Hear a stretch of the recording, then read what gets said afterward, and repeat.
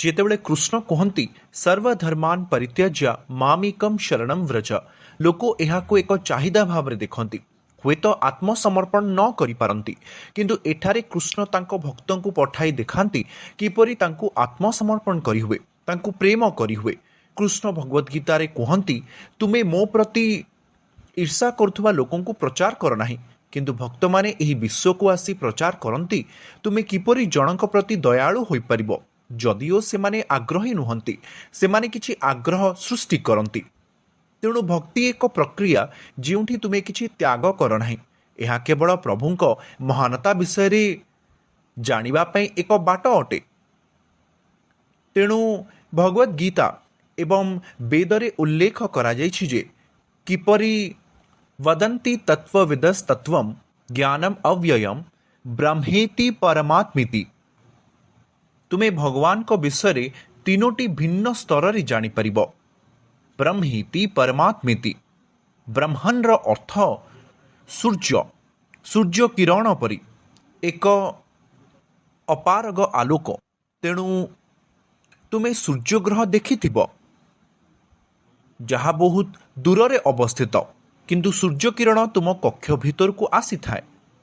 ତେଣୁ ସକାଳୁ କେହି ପଚାରନ୍ତି ଯେ ସୂର୍ଯ୍ୟ ଉଦୟ ହୋଇଛି କି, କେଉଁଠାରେ ସୂର୍ଯ୍ୟ ଅଛନ୍ତି? ଆମେ କହୁ ସୂର୍ଯ୍ୟ ଅଛି, ସୂର୍ଯ୍ୟ ମୋ କକ୍ଷକୁ ଆସିଛି। ସୂର୍ଯ୍ୟ ମୋ କକ୍ଷକୁ ଆସିଛି କହିଲେ ଏହା ନୁହେଁ ଯେ ସୂର୍ଯ୍ୟ ଗ୍ରହ ତୁମ କକ୍ଷକୁ ଆସିଛି, କିମ୍ବା ସୂର୍ଯ୍ୟ ଦେବତା ବା ସୂର୍ଯ୍ୟ ଗ୍ରହଣ ତୁମ କକ୍ଷକୁ ଆସିଛନ୍ତି। ଆମେ ମଧ୍ୟ କହିପାରିବା ସୂର୍ଯ୍ୟ ତୁମ କକ୍ଷକୁ ଆସିଛି, କିନ୍ତୁ ତାହା କିପରି ସମ୍ଭବ? ସୂର୍ଯ୍ୟ ଆସିଛି ସୂର୍ଯ୍ୟ କିରଣ ଦ୍ୱାରା। ସେହିଭଳି ପ୍ରଭୁଙ୍କ ସମ୍ପର୍କରେ ଏହି ସୂର୍ଯ୍ୟ କିରଣ, ଏହାକୁ ବ୍ରହ୍ମନ୍ ବୋଲି ବିବେଚନା କରାଯାଏ। ବାସ୍ତବରେ ଜଣେ ବ୍ୟକ୍ତିଗତବାଦୀ ଏବଂ ଅପାରଗତାବାଦୀଙ୍କ ମଧ୍ୟରେ କୌଣସି ପାର୍ଥକ୍ୟ ନାହିଁ। ଉଭୟ ଶ୍ରେଷ୍ଠତମ ଅଟନ୍ତି। ତେଣୁ ଉଭୟଙ୍କ ମଧ୍ୟରେ କ'ଣ ପାର୍ଥକ୍ୟ ରହିଛି? ଏଠାରେ ଆମେ କୃଷ୍ଣଙ୍କୁ ସର୍ବୋଚ୍ଚ ବ୍ରହ୍ମନ୍ ଭାବରେ ଗ୍ରହଣ କରୁ। ଭଗବଦ୍ ଗୀତାରେ ତୁମେ ଦେଖିବ ଅନେକ ଉଦ୍ଧୃତି ଅଛି, ଅନେକ ବେଦରେ ଅଛି। ଭଗବଦ୍ ଗୀତାର 4th ଅଧ୍ୟାୟରେ ଶେଷ ଶ୍ଲୋକରେ ଉଲ୍ଲେଖ କରାଯାଇଛି ଯେ ସେ କିପରି ସବୁକିଛିର ଉତ୍ସ ଅଟନ୍ତି ଏବଂ ଲୋକ କିପରି ସେ ବ୍ରହ୍ମଣ୍ର ଉତ୍ସ ବୋଲି ହୃଦୟଙ୍ଗମ କରି ଶାନ୍ତିପୂର୍ଣ୍ଣ ହୋଇପାରିବେ। ସେ ବ୍ରହ୍ମଣ୍ର ପ୍ରତିଷ୍ଠାପିତା ଅଟନ୍ତି। ତେଣୁ ବ୍ରହ୍ମନ୍ ସୂର୍ଯ୍ୟକିରଣ ପରି, ଯେପରି ସୂର୍ଯ୍ୟ ଦେବତାଙ୍କଠାରୁ ସୂର୍ଯ୍ୟକିରଣ ଆସୁଛି, ସେହିଭଳି ପ୍ରଭୁଙ୍କଠାରୁ ଈଶୋପନିଷଦରେ ବ୍ୟାଖ୍ୟା ହୋଇଛି ଯେ ପ୍ରକୃତରେ ସୂର୍ଯ୍ୟକିରଣ ପ୍ରଭୁଙ୍କଠାରୁ ଆସୁଛି, ବ୍ରହ୍ମନ୍ ଆସୁଛି। ତେଣୁ ଏପରିକି ଚନ୍ଦ୍ର ସୂର୍ଯ୍ୟ ସେହି ପରବ୍ରହ୍ମଙ୍କଠାରୁ କିରଣ ପ୍ରାପ୍ତ କରୁଛନ୍ତି। ତେଣୁ ପରବ୍ରହ୍ମନ୍ ହେଉଛନ୍ତି ସିଏ, ତାଙ୍କ ପାଖରୁ ସବୁକିଛି ଆସୁଛି। ତେଣୁ ପ୍ରଭୁ ହେଉଛନ୍ତି ସର୍ବୋଚ୍ଚ ପରବ୍ରହ୍ମନ୍। ତେଣୁ ବ୍ରହ୍ମେତି, ବ୍ରହ୍ମନ୍ ସେଇ ବ୍ରହ୍ମଜ୍ୟୋତି। ଲୋକ ଅନୁଭବ କରିବେ ଓ ବ୍ରହ୍ମଜ୍ୟୋତି ଅଛି, ତେଣୁ ସେ ଆଲୋକ ହିଁ ଭଗବାନ ଅଟନ୍ତି। ସେଥିରେ କିଛି ଭୁଲ ନାହିଁ। ସେମାନେ ମଧ୍ୟ କହିପାରିବେ ଏହି ଜ୍ୟୋତି ବା ବ୍ରହ୍ମଜ୍ୟୋତି ଭଗବାନ ବା ପ୍ରଭୁ ଅଟନ୍ତି। କିନ୍ତୁ ଯଦି ତୁମେ ଟିକେ ଅଧିକ ନିକଟତର ଯାଅ, ଯେପରି ତୁମେ ଯାତ୍ରା କରିବା ସମୟରେ ତୁମେ ସକାଳୁ ସକାଳୁ ବିରାଟ ପର୍ବତ ଦେଖ, କୁହୁଡ଼ି ଆଚ୍ଛାଦିତ ହୋଇଥିବା ହେତୁ କିଛି ଦେଖିପାରିବ ନାହିଁ। କିନ୍ତୁ ତୁମେ ନିକଟତର ହେଲେ ତୁମେ ସେହି ଧଳା କୁହୁଡ଼ିରୁ ପାହାଡ଼କୁ ଦେଖିପାରିବ। ଏହା ସବୁଜ ପର୍ବତରେ ପରିଣତ ହୁଏ। ତୁମେ ଅଧିକ ନିକଟତର ହେଲେ ତୁମେ ଅନେକ ସବୁଜତା ଦେଖିପାରିବ ଏବଂ ସେମାନଙ୍କ ମଧ୍ୟରେ କିଛି ଘର ଅଛି ଏବଂ ସେଠି କିଛି ଲୋକ ଯାତାୟାତ କରୁଛନ୍ତି। ସେହିପରି ତୁମେ ଈଶ୍ୱରଙ୍କ ନିକଟତର ହୋଇପାରିଲେ, ତୁମେ ତାଙ୍କ ମହାନତାକୁ ବୁଝିପାରିଲେ, ତୁମେ 5 ପ୍ରକାରର ସମ୍ପତ୍ତି ସହ ଭଗବାନଙ୍କ ସହ କିପରି ସମ୍ପର୍କ କରିବ ତାହା ଜାଣିପାରିବ। ପ୍ରଭୁଙ୍କର ଅନେକ ସମ୍ପତ୍ତି ଅଛି। ଭକ୍ତିର, ତ୍ୟାଗର ତାଙ୍କ ପାଖରେ ସବୁକିଛି ଅଛି। କିନ୍ତୁ ତୁମେ ତାଙ୍କୁ 5ଟି ପ୍ରାଥମିକ ରସ ଦ୍ୱାରା ସଂଯୋଗ ହୋଇପାରିବ: ଦାସ୍ୟ ରସ, ସତ୍ୟ ରସ ଏବଂ ବାତ୍ସଲ୍ୟ ରସ ଏବଂ ମାଧୁର୍ଯ୍ୟ ରସ। ତେଣୁ ସାଧାରଣତଃ ଯେତେବେଳେ ତୁମେ ଦେଖିବ ଭଗବାନ ଏତେ ଦୟାଳୁ ଅଟନ୍ତି, ବହୁତ ସୁନ୍ଦର ଅଟନ୍ତି, ତୁମେ ପ୍ରଭୁଙ୍କୁ ଜଣେ ବନ୍ଧୁ ଭାବରେ ସଂଯୋଗ କରିପାରିବ। ଯେତେବେଳେ ତୁମେ ଜାଣିବାକୁ ଚାହିଁବ ଯେ ତୁମେ ଭଗବାନଙ୍କ ସହ କେତେ ଘନିଷ୍ଠ ଅଛ, ତୁମେ କ'ଣ କରିବା ଉଚିତ? ତୁମେ ଜାଣିବା ଉଚିତ ଯେଉଁ ଭକ୍ତ ପ୍ରଭୁଙ୍କ ସହ ଜଡ଼ିତ ଅଛନ୍ତି, ପ୍ରଭୁ ତାଙ୍କ ସହ କିପରି ପ୍ରତିକ୍ରିୟା କରନ୍ତି, କିପରି ଦାସ୍ୟ ରସରେ ହନୁମାନ ଭଗବାନ ରାମଚନ୍ଦ୍ରଙ୍କ ପାଇଁ ଏତେ ପ୍ରିୟ କିପରି ଥିଲେ। ସେ ସର୍ବଦା ତାଙ୍କ ହୃଦୟରେ ଥିଲେ। ପ୍ରଭୁ ରାମ ତାଙ୍କର ଅତି ପ୍ରିୟ ଥିଲେ। ହନୁମାନ କେବଳ ତାଙ୍କୁ ସ୍ମରଣ କରିପାରନ୍ତି ଏବଂ ଆଜି ମଧ୍ୟ କୁହାଯାଏ ପ୍ରଭୁ ରାମଙ୍କ ନାମ ଯେଉଁଠି ଜପ କଲେ ସେ ବ୍ୟକ୍ତିଗତ ଭାବରେ ଆସନ୍ତି। ହନୁମାନ ବ୍ୟକ୍ତିଗତ ଭାବରେ ଉପସ୍ଥିତ ଥାନ୍ତି। ଏବଂ କେବଳ ହନୁମାନ କାହିଁକି, ପ୍ରଭୁ ସ୍ୱୟଂ ଯେଉଁଠି ଭକ୍ତମାନେ ତାଙ୍କ ନାମ ଜପ କରନ୍ତି ସେ ବ୍ୟକ୍ତିଗତ ଭାବରେ ଆସନ୍ତି ଏବଂ ସେ ମଧ୍ୟ ସେହି ସଂକୀର୍ତ୍ତନରେ ଅଛନ୍ତି। ତେଣୁ ପ୍ରଭୁ ଏବଂ ତାଙ୍କର ଭକ୍ତ ଅଛନ୍ତି ଯେତେବେଳେ ସଂକୀର୍ତ୍ତନ କରାଯାଏ। ତେଣୁ ତୁମେ ପ୍ରଭୁଙ୍କୁ ଦାସ୍ୟ ରସ ସହ ସମ୍ପର୍କ କରିପାରିବ ଏବଂ ସେହି ଦାସ୍ୟ ରସ ପରବର୍ତ୍ତୀ ସ୍ତରକୁ ଆସିଲେ ଏହା ସାକ୍ଷ୍ୟ ରସରେ ପରିଣତ ହୁଏ। ଗୋପ ବାଳକ କିମ୍ବା ବୃନ୍ଦାବନରେ ଗୋପ ବା ଗୋପୀମାନେ କୃଷ୍ଣଙ୍କୁ କେବେ ଭଗବାନଙ୍କ ରୂପରେ ଦେଖନ୍ତି ନାହିଁ। ଏପରିକି ଗୋପୀଙ୍କ ମାଆମାନେ ମଧ୍ୟ ସର୍ବଦା ଚାହୁଁଥିଲେ ଯେ କୃଷ୍ଣ ତାଙ୍କ ଘରର ସନ୍ତାନ ହୁଅନ୍ତୁ। ଯେତେବେଳେ ପୂତନ ରାକ୍ଷସୀ ଆସିଲା, ସେ କଂସର ଦୂତ ଥିଲା। ଯେତେବେଳେ ସେ ଆସି ନିରୀହ ଯଶୋଦାଙ୍କୁ ପଚାରିଲା, ହେ ଯଶୋଦା, ତୁମେ ତୁମ ପୁଅକୁ ମୋ ହାତରେ ଦେଇପାରିବ କି? ମା ଯଶୋଦା ବହୁତ ନିରୀହ ଥିଲେ। ସେ ତୁରନ୍ତ କହିଲେ, ଦୟାକରି ନିଅ। ତେଣୁ ଯେତେବେଳେ ସେ ସେହି ବିଷ ଦେଇ କୃଷ୍ଣଙ୍କୁ ହତ୍ୟା କରିବାକୁ ଚାହୁଁଥିଲା, କୃଷ୍ଣ ସେହି ବିଷକୁ ଶୋଷିବା ସହ ତା ଜୀବନକୁ ମଧ୍ୟ ଶୋଷି ନେଲେ। ତେଣୁ ନିରୀହ ମା ଯଶୋଦା ଈଶ୍ୱରଙ୍କ ନିକଟରେ ପ୍ରାର୍ଥନା କଲେ ଯେ ଭଗବାନଙ୍କ ଦୟାରୁ କୃଷ୍ଣ ବଞ୍ଚିଗଲେ। ପ୍ରଭୁ ଯଦିଓ ମା ଯଶୋଦାଙ୍କ କୋଳରେ ଅଛନ୍ତି, ସେ ସର୍ବୋପରି ପ୍ରଭୁ ଅଟନ୍ତି। ସେ ଆଦୌ ଛୋଟ ପିଲାଙ୍କ ପରି ବ୍ୟବହାର କରୁନଥିଲେ, କିନ୍ତୁ ମା ଯଶୋଦାଙ୍କ ପାଇଁ ସେ ପିଲାଙ୍କ ପରି ଆଚରଣ କରନ୍ତି। ତାଙ୍କୁ ଭଗବାନଙ୍କ ପରି ଦେଖାଯାଏ ସେହି ମାର ସ୍ନେହ। ସେ କହିବାକୁ ବାଧ୍ୟ ହୋଇପାରନ୍ତି ଯେ ସେ ସର୍ବୋପରି ପ୍ରଭୁ ଅଟନ୍ତି। ତେଣୁ କୃଷ୍ଣ ସେହି ଭାବନାକୁ ବିଚଳିତ କରିବାକୁ ଚାହୁଁନଥିଲେ। ତାହା ଯୋଗ ମାୟା ଶକ୍ତି ଅଟେ, ଯାହା କୃଷ୍ଣ ଚାହାନ୍ତି ତାଙ୍କୁ ଯେକୌଣସି ବ୍ୟକ୍ତି ନିଜ ଅନୁସାରେ ପ୍ରେମ କରନ୍ତୁ। ତେଣୁ ମା ଯଶୋଦା ସର୍ବଦା ସେହି ରସକୁ ଉପଭୋଗ କରନ୍ତି।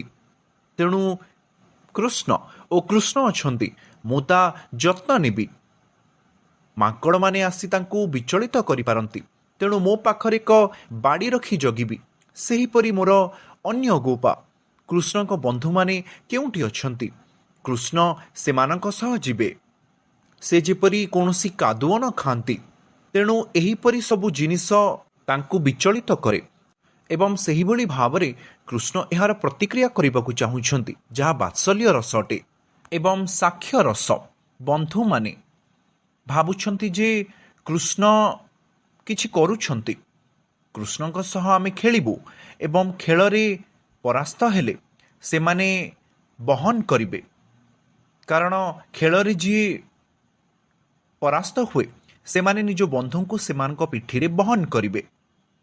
ତେଣୁ କୃଷ୍ଣ ମଧ୍ୟ ବେଳେବେଳେ ଖେଳରେ ପରାସ୍ତ ହୁଅନ୍ତି। ଠିକ୍ ଯେପରି ଆମେ ଯେତେବେଳେ ଜଗନ୍ନାଥ ମନ୍ଦିରକୁ ଯାଇ ଆମେ ଜୟ ଜଗନ୍ନାଥ ପ୍ରାର୍ଥନା କରୁ, କିମ୍ବା ଯେତେବେଳେ ଆମେ ତିରୁପତି ବାଲାଜୀ ଗଲେ ସମସ୍ତେ ଗୋବିନ୍ଦା ଗୋବିନ୍ଦା କୁହନ୍ତି। ତେଣୁ ଆମେ ଶ୍ରଦ୍ଧାର ସହ ଆଖି ବନ୍ଦ କରି ପ୍ରାର୍ଥନା କରୁ। ତେଣୁ ଚୈତନ୍ୟ ମହାପ୍ରଭୁ ପ୍ରତିଦିନ ଜଗନ୍ନାଥଙ୍କ ନିକଟକୁ ଯାଉଥିଲେ ଏବଂ ତାଙ୍କ ଆଖିରୁ ଲୁହ ଝରି ଆସୁଥିଲା ଏବଂ ପ୍ରଭୁଙ୍କ ଅପେକ୍ଷା କରି ତାଙ୍କୁ ଦର୍ଶନ କରୁଥିଲେ। ତେଣୁ ପ୍ରଭୁଙ୍କ ନିକଟରେ ଆମର ଏକ ସମ୍ମାନ ଅଛି। କିନ୍ତୁ ଗୋପ ବାଳକମାନେ ସେମାନେ ତାଙ୍କ କାନ୍ଧ ଉପରେ ଚଢ଼ୁଥିଲେ। ସେ ସର୍ବୋପରି ପ୍ରଭୁ ଅଟନ୍ତି ବୋଲି ଜାଣନ୍ତି ନାହିଁ।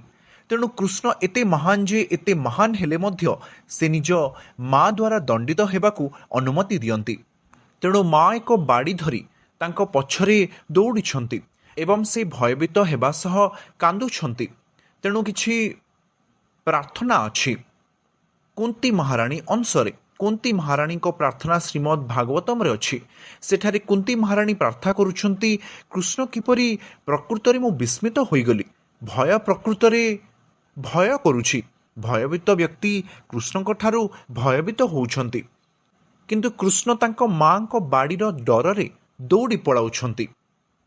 ତେଣୁ କୃଷ୍ଣ ଏତେ ମହାନ ଯେ ସେ ତାଙ୍କ ମାଙ୍କୁ ଭୟ କରନ୍ତି।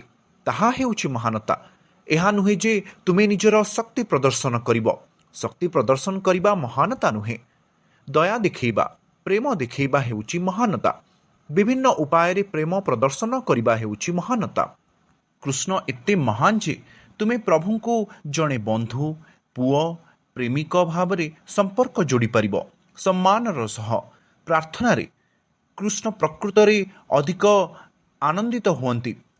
ଯେତେବେଳେ ବୃନ୍ଦାବନବାସୀ ତାଙ୍କୁ ଗାଳି କରନ୍ତି ଯେ କୃଷ୍ଣ ତୁମେ ଜଣେ ଲହୁଣୀ ଚୋର ଅଟ, କୃଷ୍ଣ ଅନୁଭବ କରନ୍ତି ଯେ ବେଦ ମନ୍ତ୍ର ଯାହା ଜପ କରାଯାଏ ତାହା କମ୍ ପ୍ରଭାବଶାଳୀ ହୋଇଥିବା ବେଳେ ମା ଯଶୋଦାଙ୍କ ଠାରୁ ଗାଳି ଶୁଣିବା ତାଙ୍କ ପାଇଁ ଅଧିକ ଆନନ୍ଦଦାୟକ ଅଟେ।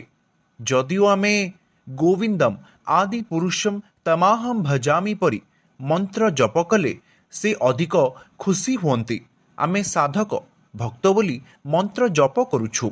ଆମେ ପ୍ରଭୁଙ୍କୁ ବେଳେବେଳେ ଏହିପରି ସଂଯୋଗ କରିପାରିବୁ ନାହିଁ। ଯେପରି କିଛି ବିଶୃଙ୍ଖଳା ହେଲେ ଆମେ କୃଷ୍ଣଙ୍କୁ ଅତି ଘନିଷ୍ଠ ବନ୍ଧୁ ଭାବରେ ଦେଖୁ। ତେଣୁ କୃଷ୍ଣ ତୁମେ କାହିଁକି ଏପରି କଲ, ମୁଁ ତୁମକୁ ପ୍ରତ୍ୟାଖ୍ୟାନ କରିବି। ଆମେ ସେପରି କରିପାରିବୁ ନାହିଁ। କିନ୍ତୁ ପ୍ରଭୁଙ୍କର ଘନିଷ୍ଠ ଭକ୍ତମାନେ, ପ୍ରଭୁଙ୍କର ପ୍ରକୃତ ଭକ୍ତ କୃଷ୍ଣଙ୍କ ଉପରେ କ୍ରୋଧିତ ହେଲେ ତାହା ବାସ୍ତବ ଭାବନା ଅଟେ। କିନ୍ତୁ ଆମେ କୃଷ୍ଣଙ୍କ ଉପରେ କ୍ରୋଧିତ ହେଲେ ସେଠି କାମ, କ୍ରୋଧ, ମଦ, ମତ୍ସର୍ଯ୍ୟ ଅଛି। ତାହା ପ୍ରେମ ନୁହେଁ। ତେଣୁ ଆମେ ଭଗବାନଙ୍କୁ ପ୍ରେମ କରି ତାଙ୍କ ମହାନତା ବିଷୟରେ ଜାଣିବା ଉଚିତ। ସେ କେତେ ମହାନ ଅଟନ୍ତି। ଭକ୍ତଙ୍କ ପ୍ରତି ତାଙ୍କର ଦୟା ଦ୍ୱାରା ମା ଯଶୋଦା କିପରି କୃଷ୍ଣଙ୍କ ସହ ସଂଯୁକ୍ତ ହେଉଛନ୍ତି ତାହା ହେଉଛି ତାଙ୍କର ମହାନତା। ତୁମେ କଳ୍ପନା କରିପାରୁଛ ସେ ଏତେ ମହାନ ହୋଇ କାଦୁଅ ଖାଉଛନ୍ତି ଏବଂ ସେ ତାଙ୍କ ମାଙ୍କ ପ୍ରତି ପ୍ରେମ ଭାବ ବୃଦ୍ଧି କରୁଛନ୍ତି। ବନ୍ଧୁଙ୍କ ପ୍ରତି, ରାଧାରାଣୀଙ୍କ ପ୍ରତି ଏବଂ ଅନ୍ୟ ସମସ୍ତ ଗୋପୀମାନଙ୍କ ପ୍ରତି ଏବଂ ମା ରୁକ୍ମିଣୀଙ୍କ ପ୍ରତି ପ୍ରେମ ଭାବ ବୃଦ୍ଧି କରୁଛନ୍ତି। ତେଣୁ ଭାଗବତମରେ ଏକ ସୁନ୍ଦର ଲୀଳା ଅଛି ଯେଉଁଠି କୃଷ୍ଣ ତାଙ୍କ ରାଣୀମାନଙ୍କ ସହ ଖେଳୁଛନ୍ତି। କୃଷ୍ଣ ତୁମେ ଜାଣ ସେ କେତେ ଆନନ୍ଦରେ ରୁହନ୍ତି। ସେ ସର୍ବୋଚ୍ଚ ପ୍ରେମୀ ଅଟନ୍ତି। ତାଙ୍କର ସମସ୍ତ ଭଲ ଗୁଣ ଅଛି। ବାସ୍ତବରେ କୃଷ୍ଣଙ୍କର ଅନେକ ଭଲ ଗୁଣ ଅଛି। କୃଷ୍ଣଙ୍କର 64ଟି ଭଲ ଗୁଣ ମଧ୍ୟରେ ପ୍ରଭୁ ନାରାୟଣଙ୍କର ସମ୍ମାନର ରୂପରେ କିମ୍ବା ସେ ଚକିତ ଥିବା ସମୟରେ କିଛି ଗୁଣ ଦେଖାଯାଇ ନଥାଏ। କିମ୍ବା ଯେତେବେଳେ ସେ ପିଲାଙ୍କ ପରି ଖେଳୁଛନ୍ତି, ନାରାୟଣ ପିଲାଙ୍କ ପରି ଖେଳିପାରିବେ ନାହିଁ। ସେ କୃଷ୍ଣଙ୍କ ରୂପରେ ପିଲାଙ୍କ ପରି ଖେଳିପାରନ୍ତି। ତେଣୁ କୃଷ୍ଣଙ୍କ ରୂପରେ ବହୁତ ଐଶ୍ୱର୍ଯ୍ୟ ଅଛି। କୃଷ୍ଣଙ୍କର 64 ଗୁଣ ବା 64 ଐଶ୍ୱର୍ଯ୍ୟ ଥିବାବେଳେ ନାରାୟଣଙ୍କର କେବଳ 60ଟି ଗୁଣ ଅଛି। ଏହା ନୁହେଁ ଯେ ନାରାୟଣ କୃଷ୍ଣଙ୍କ ଠାରୁ ଭିନ୍ନ, ଉଭୟ ସମାନ। କିନ୍ତୁ କୃଷ୍ଣ ଖେଳିବା ସମୟରେ ତାଙ୍କ ମଧ୍ୟରେ ଅଧିକ ଗୁଣ ବୃଦ୍ଧି ହୁଏ। ସେଥିପାଇଁ ସେ ହେଉଛନ୍ତି ଗୋବିନ୍ଦମ୍ ଆଦି ପୁରୁଷମ୍ ତମାହମ୍ ଭଜାମି। କୃଷ୍ଣଙ୍କର ସମସ୍ତ ଗୁଣ ଅଛି ଏବଂ ତୁମେ ଯଦି କୃଷ୍ଣଙ୍କ ଠାରେ ଭଗବାନଙ୍କ କେତେ ଗୁଣ ରହିପାରେ ବୋଲି ତୁଳନା କରିପାର, ସେ ସମ୍ପୂର୍ଣ୍ଣ ଅବତାର। ତାଙ୍କର ଭଗବାନଙ୍କର ସମସ୍ତ ଗୁଣ ଅଛି କାରଣ ସେ ପ୍ରଭୁ ଅଟନ୍ତି। ସେ ଆଦି ପୁରୁଷମ୍। ଯଦିଓ ସେ ସମାନ ନାରାୟଣ ଅଟନ୍ତି, ତାଙ୍କର 60ଟି ଗୁଣ ଅଛି। ଏଗୁଡ଼ିକ ବୈଦିକ ସାହିତ୍ୟରେ ବର୍ଣ୍ଣନା କରାଯାଇଛି। ଏହା କିଛି କଳ୍ପନା ଜଳ୍ପନା ପରି ନୁହେଁ।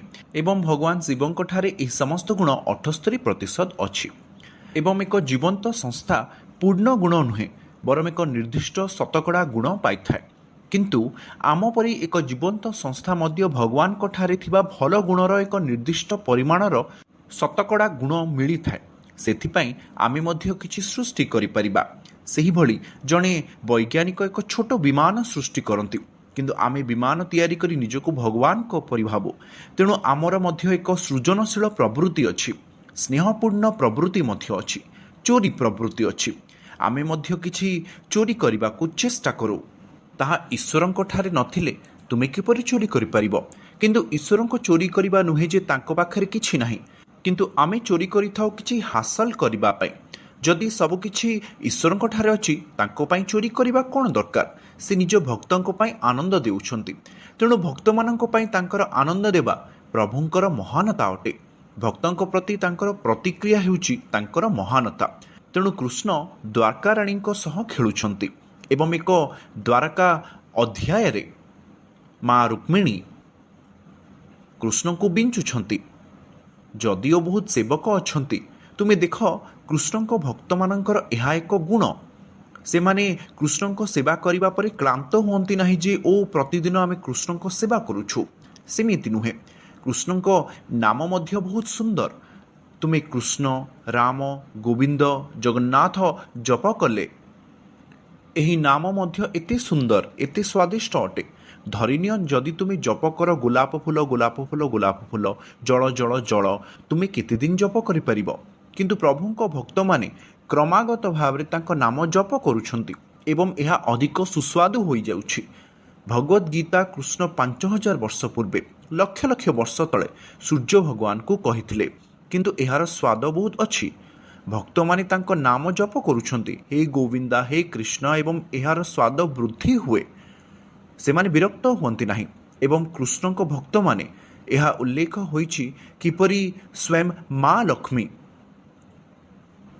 ସହସ୍ର ଲକ୍ଷ୍ମୀ ଅଛନ୍ତି, ସମ୍ଭ୍ରମ ସେବ୍ୟମାନମ୍, ଲକ୍ଷ୍ମୀ ସହସ୍ର ଶତ ସମ୍ଭ୍ରମ ସେବ୍ୟମାନମ୍। ସମ୍ଭ୍ରମର ଅର୍ଥ ସେମାନେ ପ୍ରଭୁଙ୍କ ସେବା କରିବାକୁ ଅପେକ୍ଷା କରିଛନ୍ତି, ସେମାନେ ଉତ୍ସାହିତ ଅଛନ୍ତି। ଏହା ନୁହେଁ ଯେ ସେମାନେ ଗୀତ ଗାଇ ଭାବୁଛନ୍ତି ଯେପରି ଆମେ ହରେ କୃଷ୍ଣ ମନ୍ତ୍ର ଜପ କରୁ, ହରେ କୃଷ୍ଣ କୃଷ୍ଣ କୃଷ୍ଣ ହରେ ହରେ, ହରେ ରାମ ରାମ ରାମ ହରେ ହରେ। ଆମକୁ ହରେ କୃଷ୍ଣ ମନ୍ତ୍ର 16 ଥର ଜପ କରିବାକୁ କୁହାଯାଏ ଏବଂ ଆମର ସ୍ୱାଦ ବିକଶିତ ହୋଇନଥାଏ, କାରଣ ଆମେ ଯାନ୍ତ୍ରିକ ଜପ କରିଥାଉ। ଯାନ୍ତ୍ରିକ ଜପ କରିବାର ଅର୍ଥ କେବଳ ଜପ କରିବା ପାଇଁ, ହରେ କୃଷ୍ଣ କୃଷ୍ଣ କୃଷ୍ଣ ହରେ ହରେ, ହରେ ରାମ ରାମ ରାମ ହରେ ହରେ, ତାହା ଯାନ୍ତ୍ରିକ ଜପ ଅଟେ। 10ଟି ଅପରାଧ ଅଛି, ଆମେ ଯାନ୍ତ୍ରିକ ଜପ କରିବା ଉଚିତ ନୁହେଁ, ତାହା ଆପତ୍ତିଜନକ। କିନ୍ତୁ ଆମେ ବ୍ୟକ୍ତିଗତ ଭାବରେ କୃଷ୍ଣଙ୍କ ନାମ ଜପ କରିପାରିବା। କୃଷ୍ଣ ଅଛନ୍ତି, ହରେ କୃଷ୍ଣ କୃଷ୍ଣ କୃଷ୍ଣ ହରେ ହରେ, ହରେ ରାମ ରାମ ରାମ ହରେ ହରେ। କୃଷ୍ଣ ଅଛନ୍ତି। ଏହି ପ୍ରେମ ଭାବ କୃଷ୍ଣଙ୍କ ଭକ୍ତଙ୍କର ଅଛି ଏବଂ ଲକ୍ଷ୍ମୀ ଦେବୀ ସ୍ୱୟଂ ସମ୍ଭ୍ରମ ସେବ୍ୟମାନମ୍ ଅଟନ୍ତି। ସେ ମା ରୁକ୍ମିଣୀ ଭାବରେ ପ୍ରଭୁଙ୍କ ସେବା କରିବାକୁ ଅପେକ୍ଷା କରିଛନ୍ତି। ସେ ଆଦି ଲକ୍ଷ୍ମୀ, ସେ ଦ୍ୱାରକାରେ ପ୍ରଭୁଙ୍କର ସେବା କରୁଛନ୍ତି। ସେ ଦିନେ ଚାମର ସେବା କରୁଥିଲେ। କୃଷ୍ଣ ମା ରୁକ୍ମିଣୀଙ୍କୁ ଦେଖୁଥିଲେ ଏବଂ ସେ ଖେଳିବାକୁ ଚାହୁଁଥିଲେ, ଯେପରି ସ୍ୱାମୀ ଓ ସ୍ତ୍ରୀ ପରସ୍ପରକୁ ଥଟ୍ଟା ମଜାକ କରିବାକୁ ଚେଷ୍ଟା କରନ୍ତି। କୃଷ୍ଣ ମା ରୁକ୍ମିଣୀଙ୍କୁ ଥଟ୍ଟା କରିବାକୁ ଚାହୁଁଥିଲେ। ତୁମେ ସମସ୍ତେ ଭାଗବତମରେ ଏସବୁ ପଢ଼ିଥିବ, କିନ୍ତୁ ଆମେ ପୁନର୍ବାର ଜାଣିବା ଯେ କୃଷ୍ଣ ଭକ୍ତଙ୍କୁ କେତେ ପ୍ରେମ କରୁଥିଲେ ଏବଂ ସେମାନେ କୃଷ୍ଣଙ୍କୁ କେତେ ପ୍ରେମ କରନ୍ତି। ମା ରୁକ୍ମିଣୀ ସେତେବେଳକୁ ବୟସ୍କ ହୋଇଯାଇଥିଲେ ଏବଂ କୃଷ୍ଣଙ୍କର ସନ୍ତାନ ଏବଂ ନାତି ଥିଲେ, କିନ୍ତୁ କୃଷ୍ଣ ମା ରୁକ୍ମିଣୀଙ୍କ ସହ ଥଟ୍ଟା କରୁଥିଲେ। ଓ ମୋ ପ୍ରିୟ ରୁକ୍ମିଣୀ, ମୁଁ ଭାବୁଛି ତୁମେ ମୋତେ ବିବାହ କରି ଭୁଲ କରିଛ। ତୁମେ ମୋତେ ସେହି ସମୟରେ ବିବାହ କରିବା ପାଇଁ ଏକ ଚିଠି ଲେଖିବା ଉଚିତ ଥିଲା। ମୁଁ ଆସି ତୁମକୁ ଅପହରଣ କଲି, ତୁମେ ଭୁଲ କରିଛ। ବୋଧହୁଏ ତୁମେ ଶିଶୁପାଳଙ୍କୁ ବିବାହ କରିବା ଉଚିତ ଥିଲା। ସେ ମୋଠାରୁ ଅଧିକ ଯୋଗ୍ୟ ଥିଲେ। ମୁଁ ଜଣେ ସାଧାରଣ ଗାଈଗୋରୁ ବାଳକ, ମୋର ତ ସେମିତି କିଛି ଗୁଣ ନାହିଁ। ମୁଁ ତ ଲହୁଣୀ ଚୋର। ଏହିପରି କୃଷ୍ଣ ନିଜକୁ ସମାଲୋଚନା କରିବା ଆରମ୍ଭ କଲେ। ମା ରୁକ୍ମିଣୀ ଦ୍ୱନ୍ଦ୍ୱରେ ଥିଲେ ଯେ ସେ ଏହିପରି କାହିଁ କରୁଛନ୍ତି। ସେ ଭୟଭୀତ ହେବାକୁ ଲାଗିଲେ। ବାସ୍ତବରେ ଜଣେ ଭକ୍ତ କଦାପି ଗର୍ବ କରେ ନାହିଁ ଯେ କୃଷ୍ଣ ମୋ ହାତରେ ଅଛନ୍ତି। ଦେଖ, ତୁମେ କାହା ସହିତ ସମ୍ପର୍କରେ ରହିଲେ ତୁମେ ତାଙ୍କୁ ନିଜ ନିୟନ୍ତ୍ରଣରେ ରଖିବାକୁ ଚାହଁ। ସେ ତୁମର ସ୍ୱାମୀ, ପିଲା କିମ୍ବା ବନ୍ଧୁ ହୁଅନ୍ତୁ। ଆମେ ସର୍ବଦା ଅନୁଭବ କରୁ ଯେ କୃଷ୍ଣ ମୋର, ଏହି ସ୍ୱାମୀ ମୋର, ଏହି ପୁଅ ମୋର, ଏହି ବନ୍ଧୁ ମୋର। କୃଷ୍ଣ ନିଶ୍ଚିତ ଭାବରେ ଆମର ଅଟନ୍ତି, କିନ୍ତୁ କୃଷ୍ଣ କେବଳ ଆମର ଅଟନ୍ତି ଏହା ଭାବିବା ଭୁଲ ଅଟେ। ଭକ୍ତମାନେ ଗର୍ବିତ ନୁହନ୍ତି, ସେମାନେ ଜାଣନ୍ତି କୃଷ୍ଣ ସମସ୍ତଙ୍କ ପାଇଁ। ତେଣୁ ଯେତେବେଳେ କୃଷ୍ଣ ଏହିପରି ପଚାରିଥିଲେ ଯେ ତୁମେ ସନ୍ଦେହ କରୁଛ କି ତୁମେ ଅନ୍ୟ କାହାକୁ ବିବାହ କରିବା ଉଚିତ ଥିଲା, ମା ରୁକ୍ମିଣୀ ଚିନ୍ତିତ ଥିଲେ ଯେ ଇଏ ସବୁ କ'ଣ ଘଟୁଛି। ବୋଧହୁଏ କୃଷ୍ଣ ମୋତେ ଛାଡ଼ି ଚାଲିଯିବେ। ବୈଦିକ ଯୁଗରେ ଛାଡ଼ପତ୍ରର କୌଣସି ପ୍ରଶ୍ନ ନଥିଲା, କିନ୍ତୁ ସେ ଭୟଭୀତ ହେବାକୁ ଲାଗିଲେ ଏବଂ ସେ ଚାମରା ସେବା କରୁଥିଲେ। ହଠାତ୍ ତାଙ୍କ ହାତ କଠିନ ହୋଇଗଲା ଏବଂ ସେ ଏକ କଦଳୀ ଗଛ କାଟିଲା ପରି ତଳେ ପଡ଼ିଗଲେ, ସମ୍ପୂର୍ଣ୍ଣ ତଳେ ପଡ଼ିଗଲେ। ସେ ଚକିତ ହୋଇ ତଳେ ପଡ଼ିଗଲେ, ସମ୍ପୂର୍ଣ୍ଣ ଚକିତ ହୋଇ ସେ ତଳେ ପଡ଼ିଗଲେ। ତୁମେ ଦେଖ, ଅଲଗା ହେବାର ଘଟଣା ମା ଲକ୍ଷ୍ମୀ ସ୍ୱୟଂ ମା ଲକ୍ଷ୍ମୀଙ୍କୁ ଚଞ୍ଚଲା କୁହାଯାଏ। ସେ ଗୋଟିଏ ସ୍ଥାନରେ ରହିପାରିବେ ନାହିଁ, କିନ୍ତୁ ମା ଲକ୍ଷ୍ମୀ ପ୍ରଭୁ ନାରାୟଣଙ୍କ ପଦ୍ମପାଦର ସେବା ବନ୍ଦ କରିପାରିବେ ନାହିଁ। ସେ ତାଙ୍କର କମଳ ପାଦର ସେବା କରିବା ପାଇଁ ବହୁତ ଆକର୍ଷିତ ହୋଇଛନ୍ତି। ଭକ୍ତ ସେହି ସୁଖ ପ୍ରାପ୍ତ କରିଥାଏ, ତାହା ଈଶ୍ୱରଙ୍କ ମହାନତା। ଯଦି ତୁମେ ସେବା କରୁଛ, କାମଧୀନାମ କଟିଦା ପାଲିତା ଦୁର୍ନିଦେଶା, ନିଜ ଇନ୍ଦ୍ରିୟର ସେବା କଲେ ନ କରୁଣା ଜାତା, ସେମାନେ ତୁମକୁ କରୁଣା ଦେବେ ନାହିଁ। ଯଦି ତୁମେ ଇନ୍ଦ୍ରିୟକୁ ତୁମର ଲୋଭର ସେବା କରିବାକୁ ଚେଷ୍ଟା କରୁଛ ଲକ୍ଷ ଲକ୍ଷ ଜୀବନ ପାଇଁ, ସେମାନେ ତୁମକୁ ଦୟା ଦେବେ ନାହିଁ। ସେମାନେ ଅଧିକ ସେବା କରିବାକୁ ଦାବି କରିବେ, କିନ୍ତୁ ତୁମେ ସର୍ବୋପରି ପ୍ରଭୁଙ୍କର ସେବା କଲେ ସେ ତୁମକୁ ଅଭୟମ ଦେବେ, ନିର୍ଭୟ ଭାବନା ପ୍ରଦାନ କରିବେ। ଆମର ମହାନ ପ୍ରଭୁଙ୍କର ସେବା କରିବାର ଏହା ହେଉଛି ଏକ ସୌନ୍ଦର୍ଯ୍ୟ। ଆମର ମହାନ ପ୍ରଭୁ କୃଷ୍ଣ ନାରାୟଣ ଜଗନ୍ନାଥ କୃଷ୍ଣ ସେ ସାଧାରଣ ବ୍ୟକ୍ତି ନୁହନ୍ତି, ତାହା ହେଉଛି ତାଙ୍କର ମହାନତା।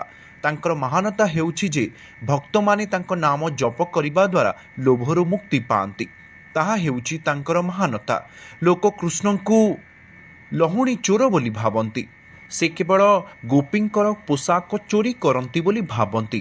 ସେ ଜଣେ ସାଧାରଣ ମହିଳା ଶିକାରୀ।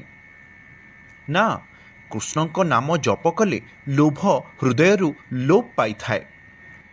ଶୁକଦେବ ଗୋସ୍ୱାମୀ ଯିଏ ଭାଗବତ ଗାନ କରିଥିଲେ ଏବଂ ପରୀକ୍ଷିତ ମହାରାଜ ତାଙ୍କଠାରୁ ଶୁଣିଥିଲେ, ସେ ଲୋଭରୁ ସମ୍ପୂର୍ଣ୍ଣ ମୁକ୍ତ ହୋଇଥିଲେ। ସେ ବିନା ପୋଷାକରେ ବୁଲୁଥିଲେ।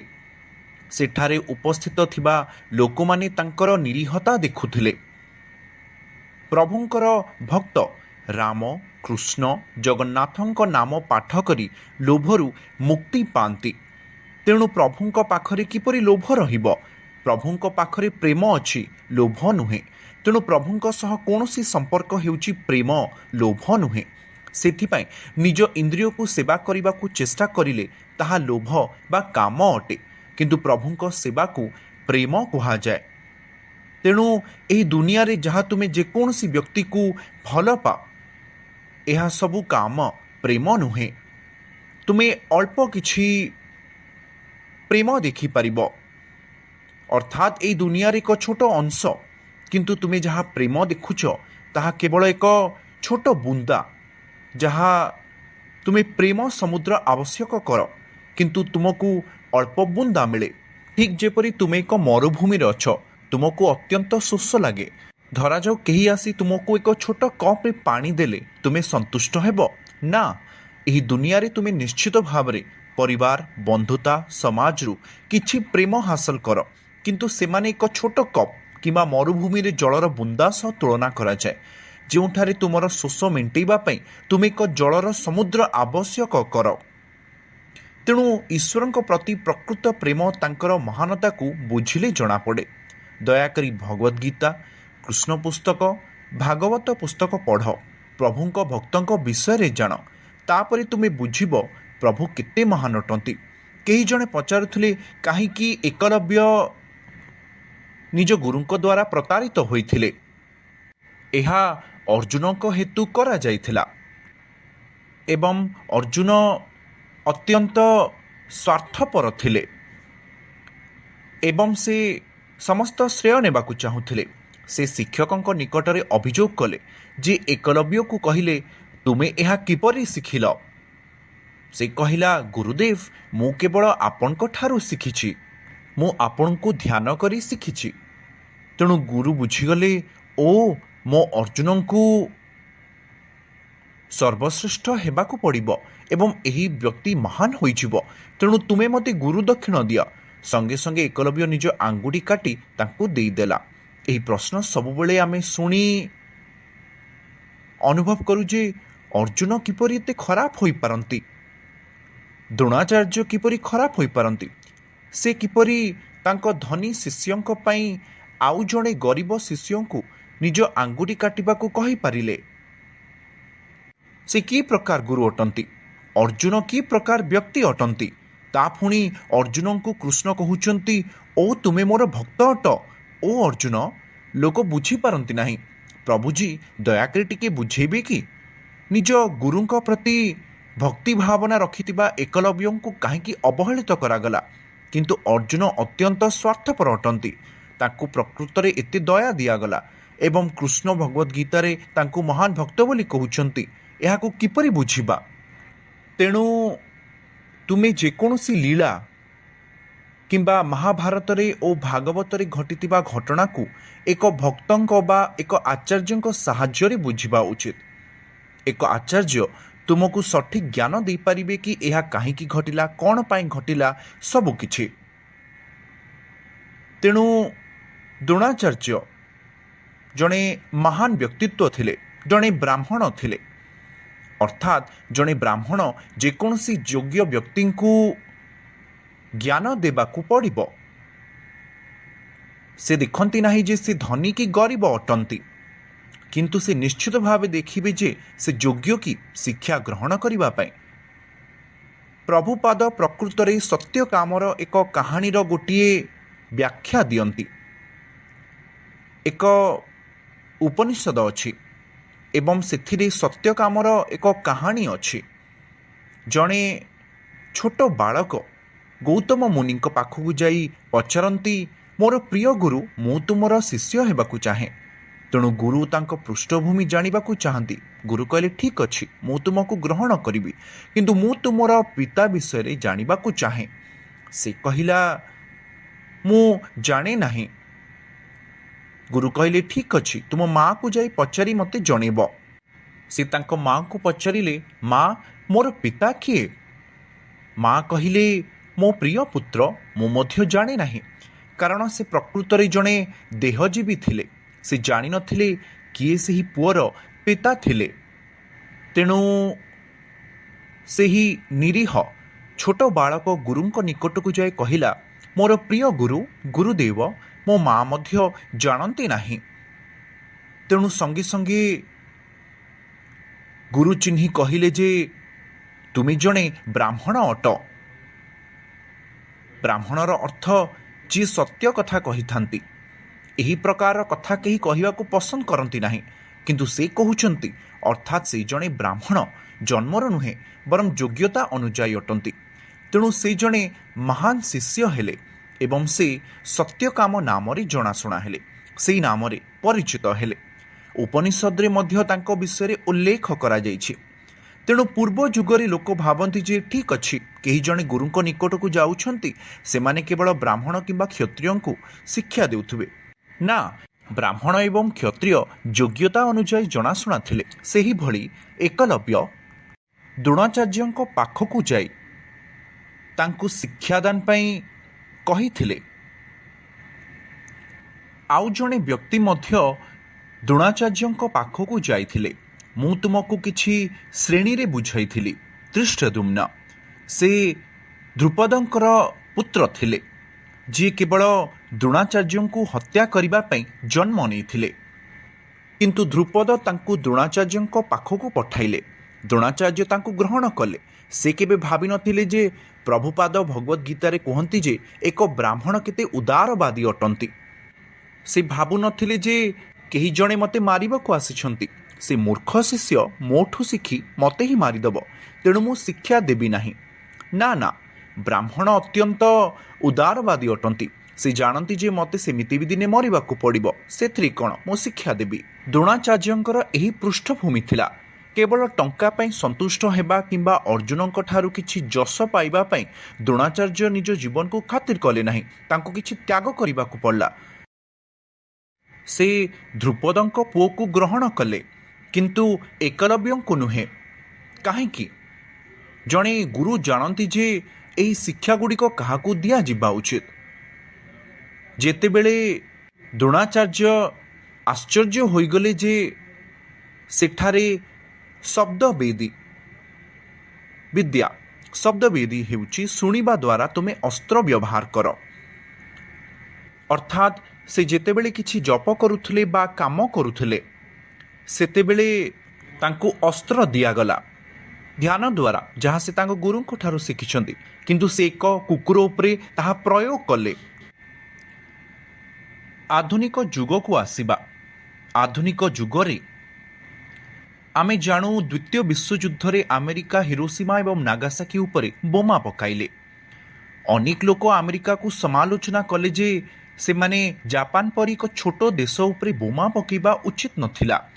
ଆମେ ଜାଣୁ ଜାପାନ ଏକ ସେକେଣ୍ଡ ମଧ୍ୟରେ ଧ୍ୱଂସ ହୋଇଗଲା ଏବଂ କିଛି ପିଲା ଟିଫିନ୍ ବାକ୍ସ ନେଇ ଯାଉଥିଲେ। ଏମିତି କିଛି ଚିତ୍ର ଅଛି ଯାହାକୁ ତୁମେ ଇଣ୍ଟରନେଟ୍ରେ ଦେଖିପାରିବ ଯେ ପିଲାମାନେ ତାଙ୍କର ଖପୁରୀ ଏବଂ ଟିଫିନ୍ ବାକ୍ସ ସମସ୍ତେ ଏକତ୍ର ହୋଇ ତରଳି ଯାଇଛନ୍ତି। ଟିଫିନ୍ ବାକ୍ସରେ ସେହି ଖପୁରୀ ତରଳି ଯାଇଛି। ତୁମେ ପରମାଣୁ ଅସ୍ତ୍ରର ଶକ୍ତି ବିଷୟରେ କଳ୍ପନା କରିପାରୁଥିବ। ତାହା ଜାପାନ ଉପରେ ବ୍ୟବହାର କରାଯିବା ଉଚିତ ନଥିଲା। ଦୁର୍ଭାଗ୍ୟବଶତଃ, କାରଣ ତାହା ଏକ ଅସ୍ତ୍ର ଥିଲା ଯାହା ବ୍ୟବହୃତ ହୋଇଥିଲା। କିଛି ବର୍ଷ ପୂର୍ବେ ଏକ ଖବରକାଗଜରେ ଖବର ପ୍ରକାଶ ପାଇଥିଲା ଯେ ଯେଉଁ ବ୍ୟକ୍ତି ହିରୋସୀମା ନାଗାସାକି ଉପରେ ବୋମା ମାଡ଼ କରିଥିଲା ସେ କୌଣସି ଅବଶୋଷ ନ କରି ମୃତ୍ୟୁବରଣ କରିଥିଲା। ଖବରକାଗଜରେ ପ୍ରକାଶ ପାଇଥିଲା ଯେ କିଛି ବର୍ଷ ପୂର୍ବରୁ ସେ ଦୁଃଖ ନ କରି ମୃତ୍ୟୁବରଣ କଲା। ଦୁଃଖ ନ କରିବା ଅର୍ଥାତ୍ ବୋମା ମାଡ଼ କରିବା ସମୟରେ ସେ ସମସ୍ତଙ୍କୁ କହିଥିଲା ଯେ ଏହି ସମସ୍ତ ପାଗଳଗୁଡ଼ିକୁ ଏହି ବୋମା ଦ୍ୱାରା ପୃଥିବୀରୁ ପୋଛି ଦିଆଯାଉ। ସେ ଆହୁରି ଅଧିକ ଖରାପ ଶବ୍ଦ ବ୍ୟବହାର କରିଥିଲେ। ମୁଁ ତାହା ଏଠି କହିବାକୁ ଚାହେଁ ନାହିଁ, କିନ୍ତୁ ସେ କହିଥିଲେ ଯେ ଏହି ଲୋକଙ୍କୁ ହତ୍ୟା କରାଯାଉ। ସମଗ୍ର ବିଶ୍ୱ କହିଲା ଯେ ହେ ଭଗବାନ, କାହିଁକି ଆମେରିକୀୟ ଏପରି କଲେ? ଏବେ ଚାଲନ୍ତୁ ଏକଲବ୍ୟଙ୍କ ପାଖକୁ ଯିବା। ଏକଲବ୍ୟଙ୍କ ପାଖରେ ବହୁତ ଶକ୍ତିଶାଳୀ ଅସ୍ତ୍ର ଥିଲା ଏବଂ ସେ ବ୍ୟାକୁଳ ହୋଇପଡ଼ି କୁକୁର ଉପରେ ଏହି ଅସ୍ତ୍ରଗୁଡ଼ିକ ବ୍ୟବହାର କଲେ। ଆତଙ୍କବାଦୀଙ୍କ ପାଖରେ କିଛି ଅସ୍ତ୍ରଶସ୍ତ୍ର ଆସିଲେ ଲୋକ ଚିନ୍ତିତ ହୁଅନ୍ତି। ବିଶ୍ୱ ବାଣିଜ୍ୟ କେନ୍ଦ୍ର ଉପରେ ବୋମାମାଡ଼ ହେବା ସମୟରେ ସମସ୍ତେ ଚିନ୍ତିତ ଥିଲେ ଯେ କିପରି ଏହି ଅସ୍ତ୍ରଶସ୍ତ୍ର ସେମାନଙ୍କ ପାଖରେ ଆସିଲା। ତେଣୁ ଆତଙ୍କବାଦୀ କିଛି ଅସ୍ତ୍ର ପାଇଲେ ଲୋକ ଚିନ୍ତିତ ହୁଅନ୍ତି।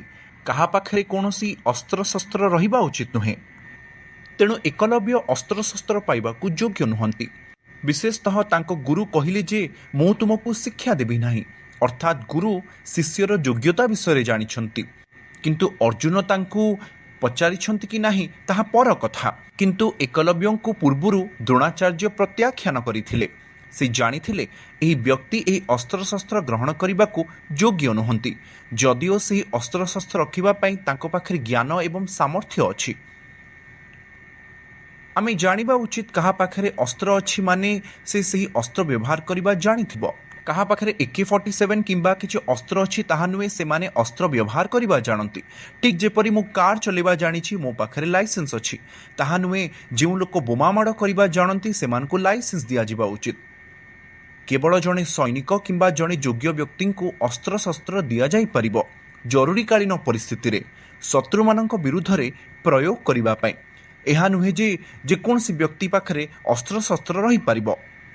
ମହାଭାରତରେ, ଭାଗବତରେ, ରାମାୟଣରେ ତୁମେ ଦେଖିବ ରାକ୍ଷସମାନଙ୍କ ପାଖରେ ଅସ୍ତ୍ରଶସ୍ତ୍ର ଥିଲେ ସେମାନେ ନିଜକୁ ନିୟନ୍ତ୍ରଣ କରିପାରିନଥିଲେ।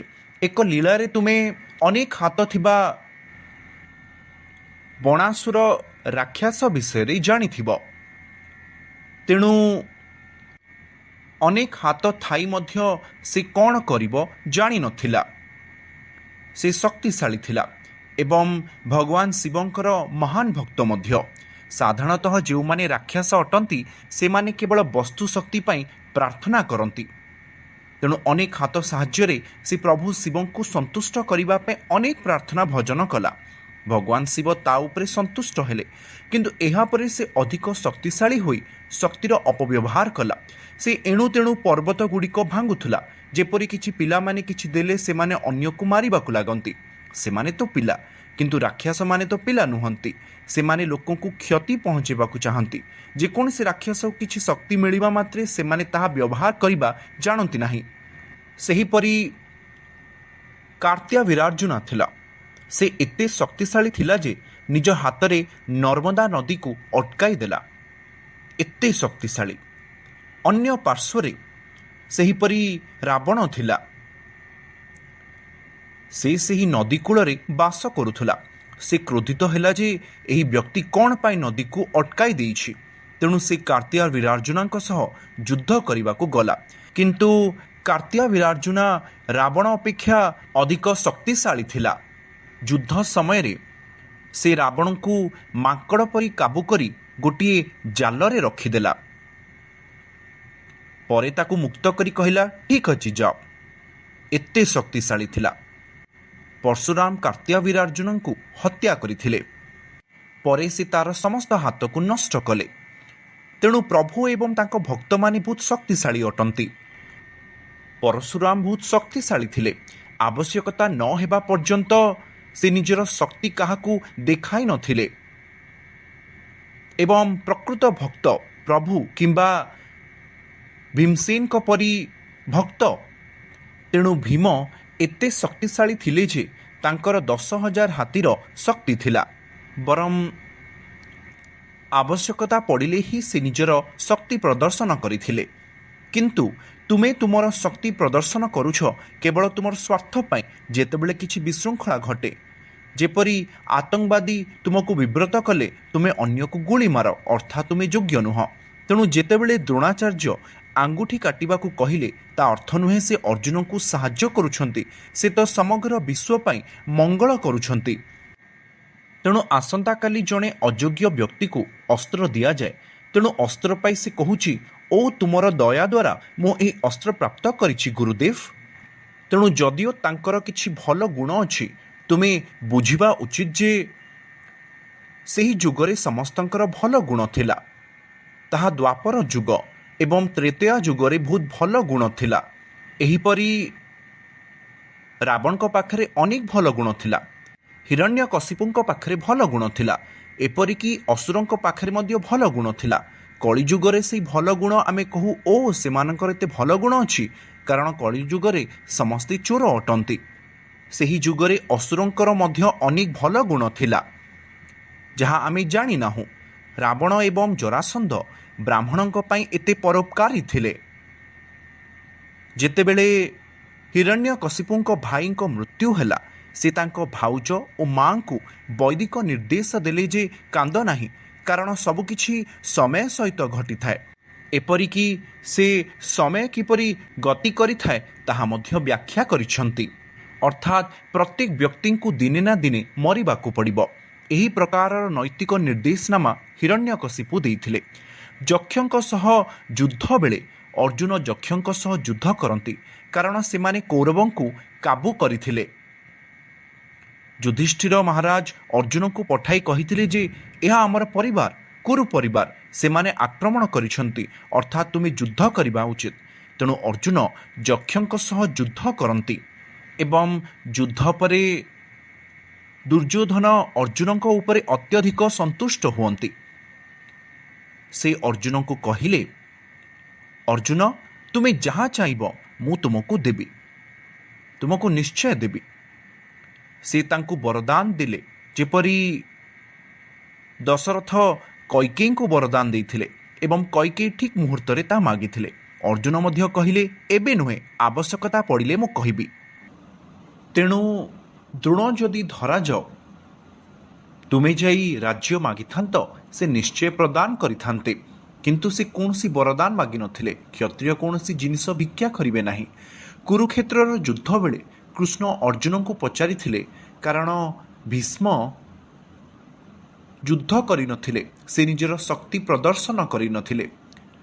ତେଣୁ ଦୁର୍ଯ୍ୟୋଧନ ଜେଜେବାପା ଭୀଷ୍ମଙ୍କ ନିକଟକୁ ଯାଇ କହିଲେ, ଏଠି ଅନେକ ଲୋକ ଅଛନ୍ତି, କିନ୍ତୁ ଏହି ପାଣ୍ଡବଙ୍କୁ କେହି ହତ୍ୟା କରିପାରୁନାହାନ୍ତି। ବୋଧହୁଏ ତୁମେ ସେମାନଙ୍କ ପ୍ରତି ଅନୁଗ୍ରହ ଦେଖାଉଛ। ସେମାନେ ତୁମର ପ୍ରିୟ ନାତି ଅଟନ୍ତି। ତେଣୁ ସେ କହିଲେ, ଆସନ୍ତାକାଲି ଏହି 5ଟି ତୀର ଦ୍ୱାରା 5 ଜଣ ପାଣ୍ଡବଙ୍କ ହତ୍ୟା ହେବ। ଦୁର୍ଯ୍ୟୋଧନ କହିଲେ ଦୟାକରି ମୋତେ ସେଇ 5ଟି ତୀର ଦିଅ। ସେଇ 5ଟି ତୀର ସେ ନିଜ ଶିବିରକୁ ନେଇଗଲେ। ସେତେବେଳେ ଅର୍ଜୁନ ଏହା ଜାଣିନଥିଲେ, କିନ୍ତୁ କୃଷ୍ଣ ଜାଣନ୍ତି। ସେ କହିଲେ, ଓ ଅର୍ଜୁନ, ତୁମେ ଦୁର୍ଯ୍ୟୋଧନଙ୍କ ନିକଟକୁ ଯାଇ ସେ ତୀର ନେଇ ଆସ, ଯିଏ ଥରେ ତୁମକୁ ଏକ ବରଦାନ ଦେବାକୁ ପ୍ରତିଜ୍ଞା କରିଥିଲା। ତେଣୁ ଅର୍ଜୁନଙ୍କୁ ଦେଖି ଦୁର୍ଯ୍ୟୋଧନ କହିଲେ, ହେ ମୋ ପ୍ରିୟ ଭାଇ, ଦୟାକରି ଆସ।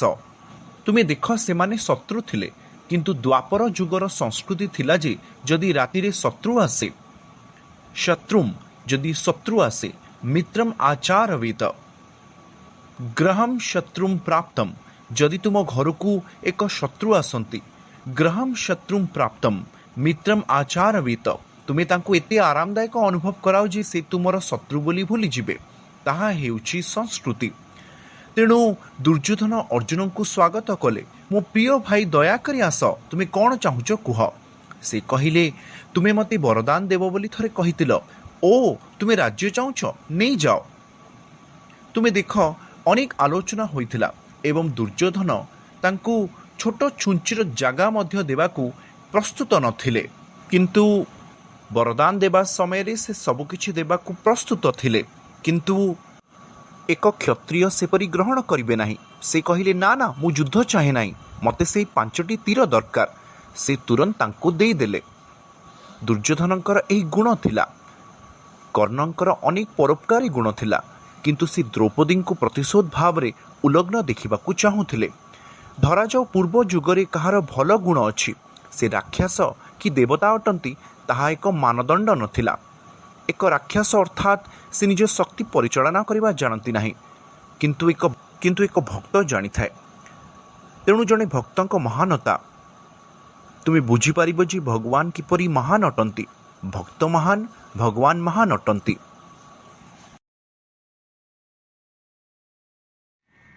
ଆମେ ସମସ୍ତେ ଜାଣୁ ଯେ ଆମ ସମସ୍ତଙ୍କର ଭିନ୍ନ ମାନସିକତା ଅଛି। ଯେକୌଣସି ଜିନିଷକୁ ବୁଝିବାର ବୈଦିକ ଉପାୟ ଆମେ ଶାସ୍ତ୍ରଗୁଡ଼ିକୁ ସୂଚାଇଥାଉ। ଯେପରି କୋର୍ଟରେ 2 ଜଣ ଓକିଲ ଯୁକ୍ତିତର୍କ କରୁଛନ୍ତି, ସେମାନେ ଆଇନ ଆଧାରରେ ଯୁକ୍ତିତର୍କ କରୁଛନ୍ତି।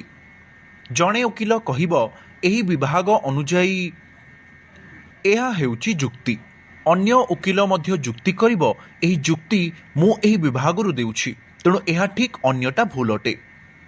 2 ଜଣ ବ୍ୟକ୍ତି ଯୁକ୍ତି କଲେ, ଆଧାର ହେଉଛି ଆଇନ। ସେହିଭଳି ଆମେ ବୈଦିକ ଅନୁଗାମୀମାନେ ଶାସ୍ତ୍ରକୁ ନିୟମ ଭାବରେ ଗ୍ରହଣ କରୁ ଏବଂ 2 ଜଣଙ୍କୁ ଆଲୋଚନା କଲେ ଏହା ଶାସ୍ତ୍ରଠାରୁ ପ୍ରମାଣିତ ହେବା ଉଚିତ। ତେଣୁ ଆଜି ଆମେ ବିଭିନ୍ନ ମାନସିକତା ଉପରେ ଆଲୋଚନା କରୁଛୁ। ଆସ ଦେଖିବା ଭଗବଦ୍ ଗୀତା ବିଭିନ୍ନ ମାନସିକତା ବିଷୟରେ କ'ଣ କହୁଛି। ଲୋକଙ୍କୁ କିପରି ବିଭକ୍ତ କରାଯାଇଛି, ଆମେ ସେମାନଙ୍କ ବିଷୟରେ କିପରି ଜାଣିବା, ସେମାନଙ୍କ ସହ କିପରି ମୁକାବିଲା କରିବା। ଭଗବଦ୍ ଗୀତା ଅନୁଯାୟୀ କେବଳ 2ଟି ବର୍ଗର ଲୋକ ଅଛନ୍ତି ଏବଂ ସେମାନଙ୍କୁ କୁହାଯାଏ ଦୈବା ଆସୁରା ଏବଚ।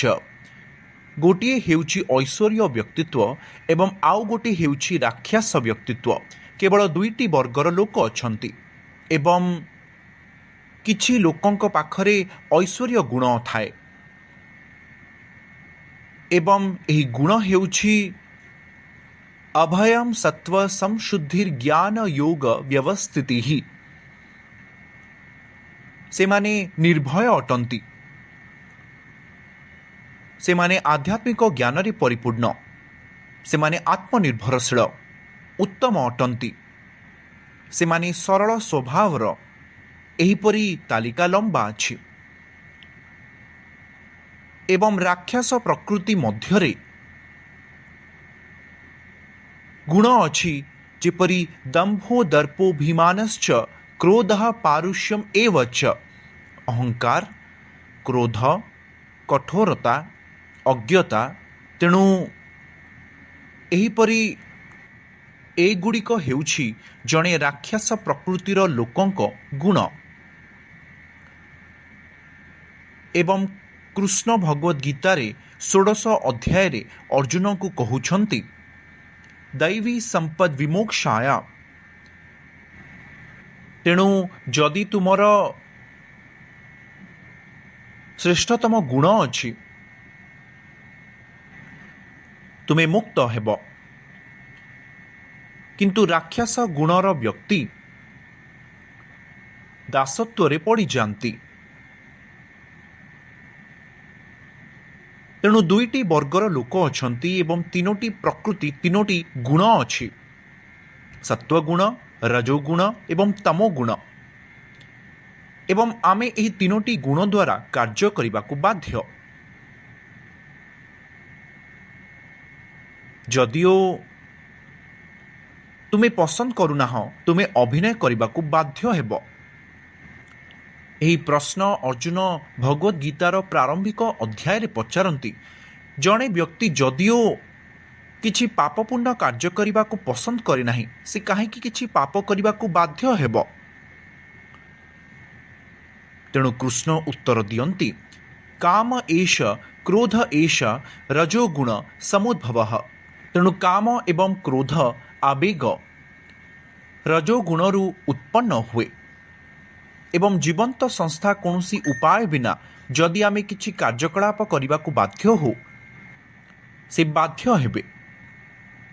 एही बड़ किपरि देखा जाए, जेपरि पुलिस आसी एक लाठी सह पिटिबा को आसीब, से क्यों रंगर पोशाक पिंधिछंती, क्यों टी शर्ट पिंधिछंती ताहा तुमे देखिबो नाही। तुमे चिंतित हेबो जे केही जणे आमको पिटुछंती, से क्यों बड़ सह आक्रमण करुछंती तुमे जानो नाही। किंतु यह एक महान शक्ति, काम ऐशा क्रोध ऐशा, यह एक महान शक्ति। तेणु लोक यही शक्ति द्वारा शिकार हुअंती एवं आमे समस्ते जानू जे आमे किपरि शिकार होई थाओ एवं आमे मध्य शिकार हो। आमे समस्ते एकाठी हेले आमको परस्पर सह सामना करने को पड़िबो। तेबे विभिन्न मानसिकतार लोकों सह किपरि मुकाबला करिबा। विशेष करी तुमे जणे आध्यात्मिक व्यक्ति हेबाकु चेष्टा कले, पापपूर्ण कार्यकलापरू मुक्ति पाइबाकु चेष्टा कले, जेपरि अर्जुन कुरुक्षेत्रर युद्ध विषय चिंतित थिले, अन्य पार्श्वरे कौरव माने दुर्योधन भाबु नथिले जे आम कारणरू लोक कहीं मृत्युवरण करुछंती। से केबे भाबी नथिले भल मानसिकता थिबा लोक अन्य मानक कल्याण विषय चिंता करती। भगवद गीतार प्रथम अध्याय को अर्जुन करुणा भाव में संक्षिप्त करा जाई पारे। से दयालु अटंती कारण से जणे भक्त एवं तांको हृदय रे बहुत दया अच्छी जे आमे काहींकी काहाको हत्या करिबा, निज स्वार्थ पई आमे काहींकी अन्य को हत्या करिबा। एहा हेउची भगवद गीतार आरंभ। आमे भल लोक हेबाकु चेष्टा कले अर्थात आमर दया भाव अच्छी, तुमे दयालु हेबाकु चेष्टा कले सर्वदा क्रोधरे थिबा लोकंक सह किपरि मुकाबिला करिब। एक साप विषय रे कहानी अच्छी एवं एही सापटी परवर्ती समय रे नारदंकर जणे शिष्य हेला। पूर्वरु एही साप विषाक्त थिला एवं ग्रामवासी को क्षति पहुंचाउथिला। तेणु ग्रामवासी अभियोग कले जे एही सापटी तांकु विचलित करुछि। नारद मुनि साप को परामर्श दियंती दयाकरी एहा कर नाही एवं नारद शक्तिशाली थिबारु से तांको परामर्श सुनी नारदंकर शिष्य हेला। नारद कहिले तुमे काहींकी अनावश्यक भाव रे लोकों को क्षति करुछ। किछि दिन परे नारद फेरिबा परे सापटी रक्तरे छटपट होउथला। तेणु से साप को कहिले कौन हेला। नारद मुनि को से कहिला, मु एक साप, मु लोक मानंकु क्षति करुछि, मनीष माने भी मोर क्षति करुछंती, मु किछि करू नाही, लोक मो उपरे पत्थर फिंगुचंती। ଏହା ଅତ୍ୟନ୍ତ ବିପଜ୍ଜନକ ସ୍ଥିତି ଯେ ତୁମେ ଚୁପ୍ ରହିବାକୁ ଚେଷ୍ଟା କଲେ ଲୋକ ତୁମକୁ ମାରିଦେବେ। ନାରଦ ମୁନି କହିଲେ, ମୁଁ ତୁମକୁ କହିଥିଲି ନା ଅନାବଶ୍ୟକ ଭାବରେ କାମୁଡ଼ିବ ନାହିଁ, କିନ୍ତୁ ତୁମେ ବିପଦରେ ଥିଲେ ବା ଲୋକ ତୁମକୁ ଆକ୍ରମଣ କଲେ ତୁମେ ନିଜର ଫଣ ଉଠେଇଦବ। ବ୍ୟସ୍ତ ହେବାର ନାହିଁ, ନିଜକୁ ରକ୍ଷା କରିପାରିବ। ନିଜକୁ ରକ୍ଷା କରିବା ତୁମର କର୍ତ୍ତବ୍ୟ ଅଟେ, କ୍ଷତି ପହଞ୍ଚାଇବା ନୁହେଁ। ଏହାର ଅର୍ଥ ନୁହେଁ ଯେ ତୁମକୁ କେହି ହତ୍ୟା କରିଦେବ।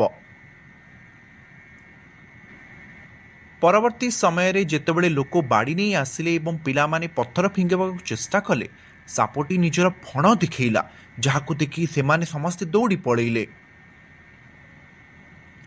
ଏହିପରି ଆମକୁ ନିଜର କର୍ତ୍ତବ୍ୟ କରିବାକୁ ପଡ଼ିବ। ଅନ୍ୟ ସହ ଜଡ଼ିତ ହେଲେ ଆମେ ନିଜର କର୍ତ୍ତବ୍ୟ ବିଷୟରେ ଜାଣିବା ଦରକାର। କେହି ଅତ୍ୟଧିକ କ୍ରୋଧିତ ହେଲେ ଆମେ ଜାଣିବା ଉଚିତ ସେମାନେ କାହିଁ ରାଗିଛନ୍ତି। ମୋ ପକ୍ଷରେ କୌଣସି ଭୁଲ ଅଛି କି? ତୁମେ କହିପାରିବ, ମୁଁ ଦୁଃଖିତ ସାର୍, କ୍ଷମା ମାଗିବାରେ କିଛି ଭୁଲ ନାହିଁ। ତେଣୁ ଯଦି କେହି କ୍ରୋଧିତ ଅଛନ୍ତି ଆମକୁ କ୍ଷତି ପହଞ୍ଚାଇବା ପାଇଁ, ଆମକୁ ତାଠାରୁ ଦୂରରେ ରହିବା ଉଚିତ। ବହୁତ ଦୂରରେ ରହିବା ଭଲ, କାରଣ ଆମେ ପ୍ରତ୍ୟେକ ବ୍ୟକ୍ତିଙ୍କ ସହ ମୁକାବିଲା କରିପାରିବୁ ନାହିଁ। ତାହା ସମ୍ଭବ ନୁହେଁ। ସମସ୍ତଙ୍କର ନିଜସ୍ୱ ମାନସିକତା ଥାଏ। ଯଦି ସେ ଟିକିଏ ଶୁଣିବା ପରିସ୍ଥିତିରେ ଥାନ୍ତି, ତେବେ ଆମେ ସାହାଯ୍ୟ କରିବାକୁ ଚେଷ୍ଟା କରିପାରିବା। ଅନ୍ୟଥା ତୁମେ କାହିଁକି ସାହାଯ୍ୟ କରିବାକୁ ଚେଷ୍ଟା କରିବ? ମୁଁ ଜଣେ, ତୁମେ ଦୟାକରି ମୋତେ ଏଠାରେ ମଧ୍ୟ ପିଟ। ମୁଁ ଅହିଂସାର ଅନୁଗାମୀ ଅଟେ।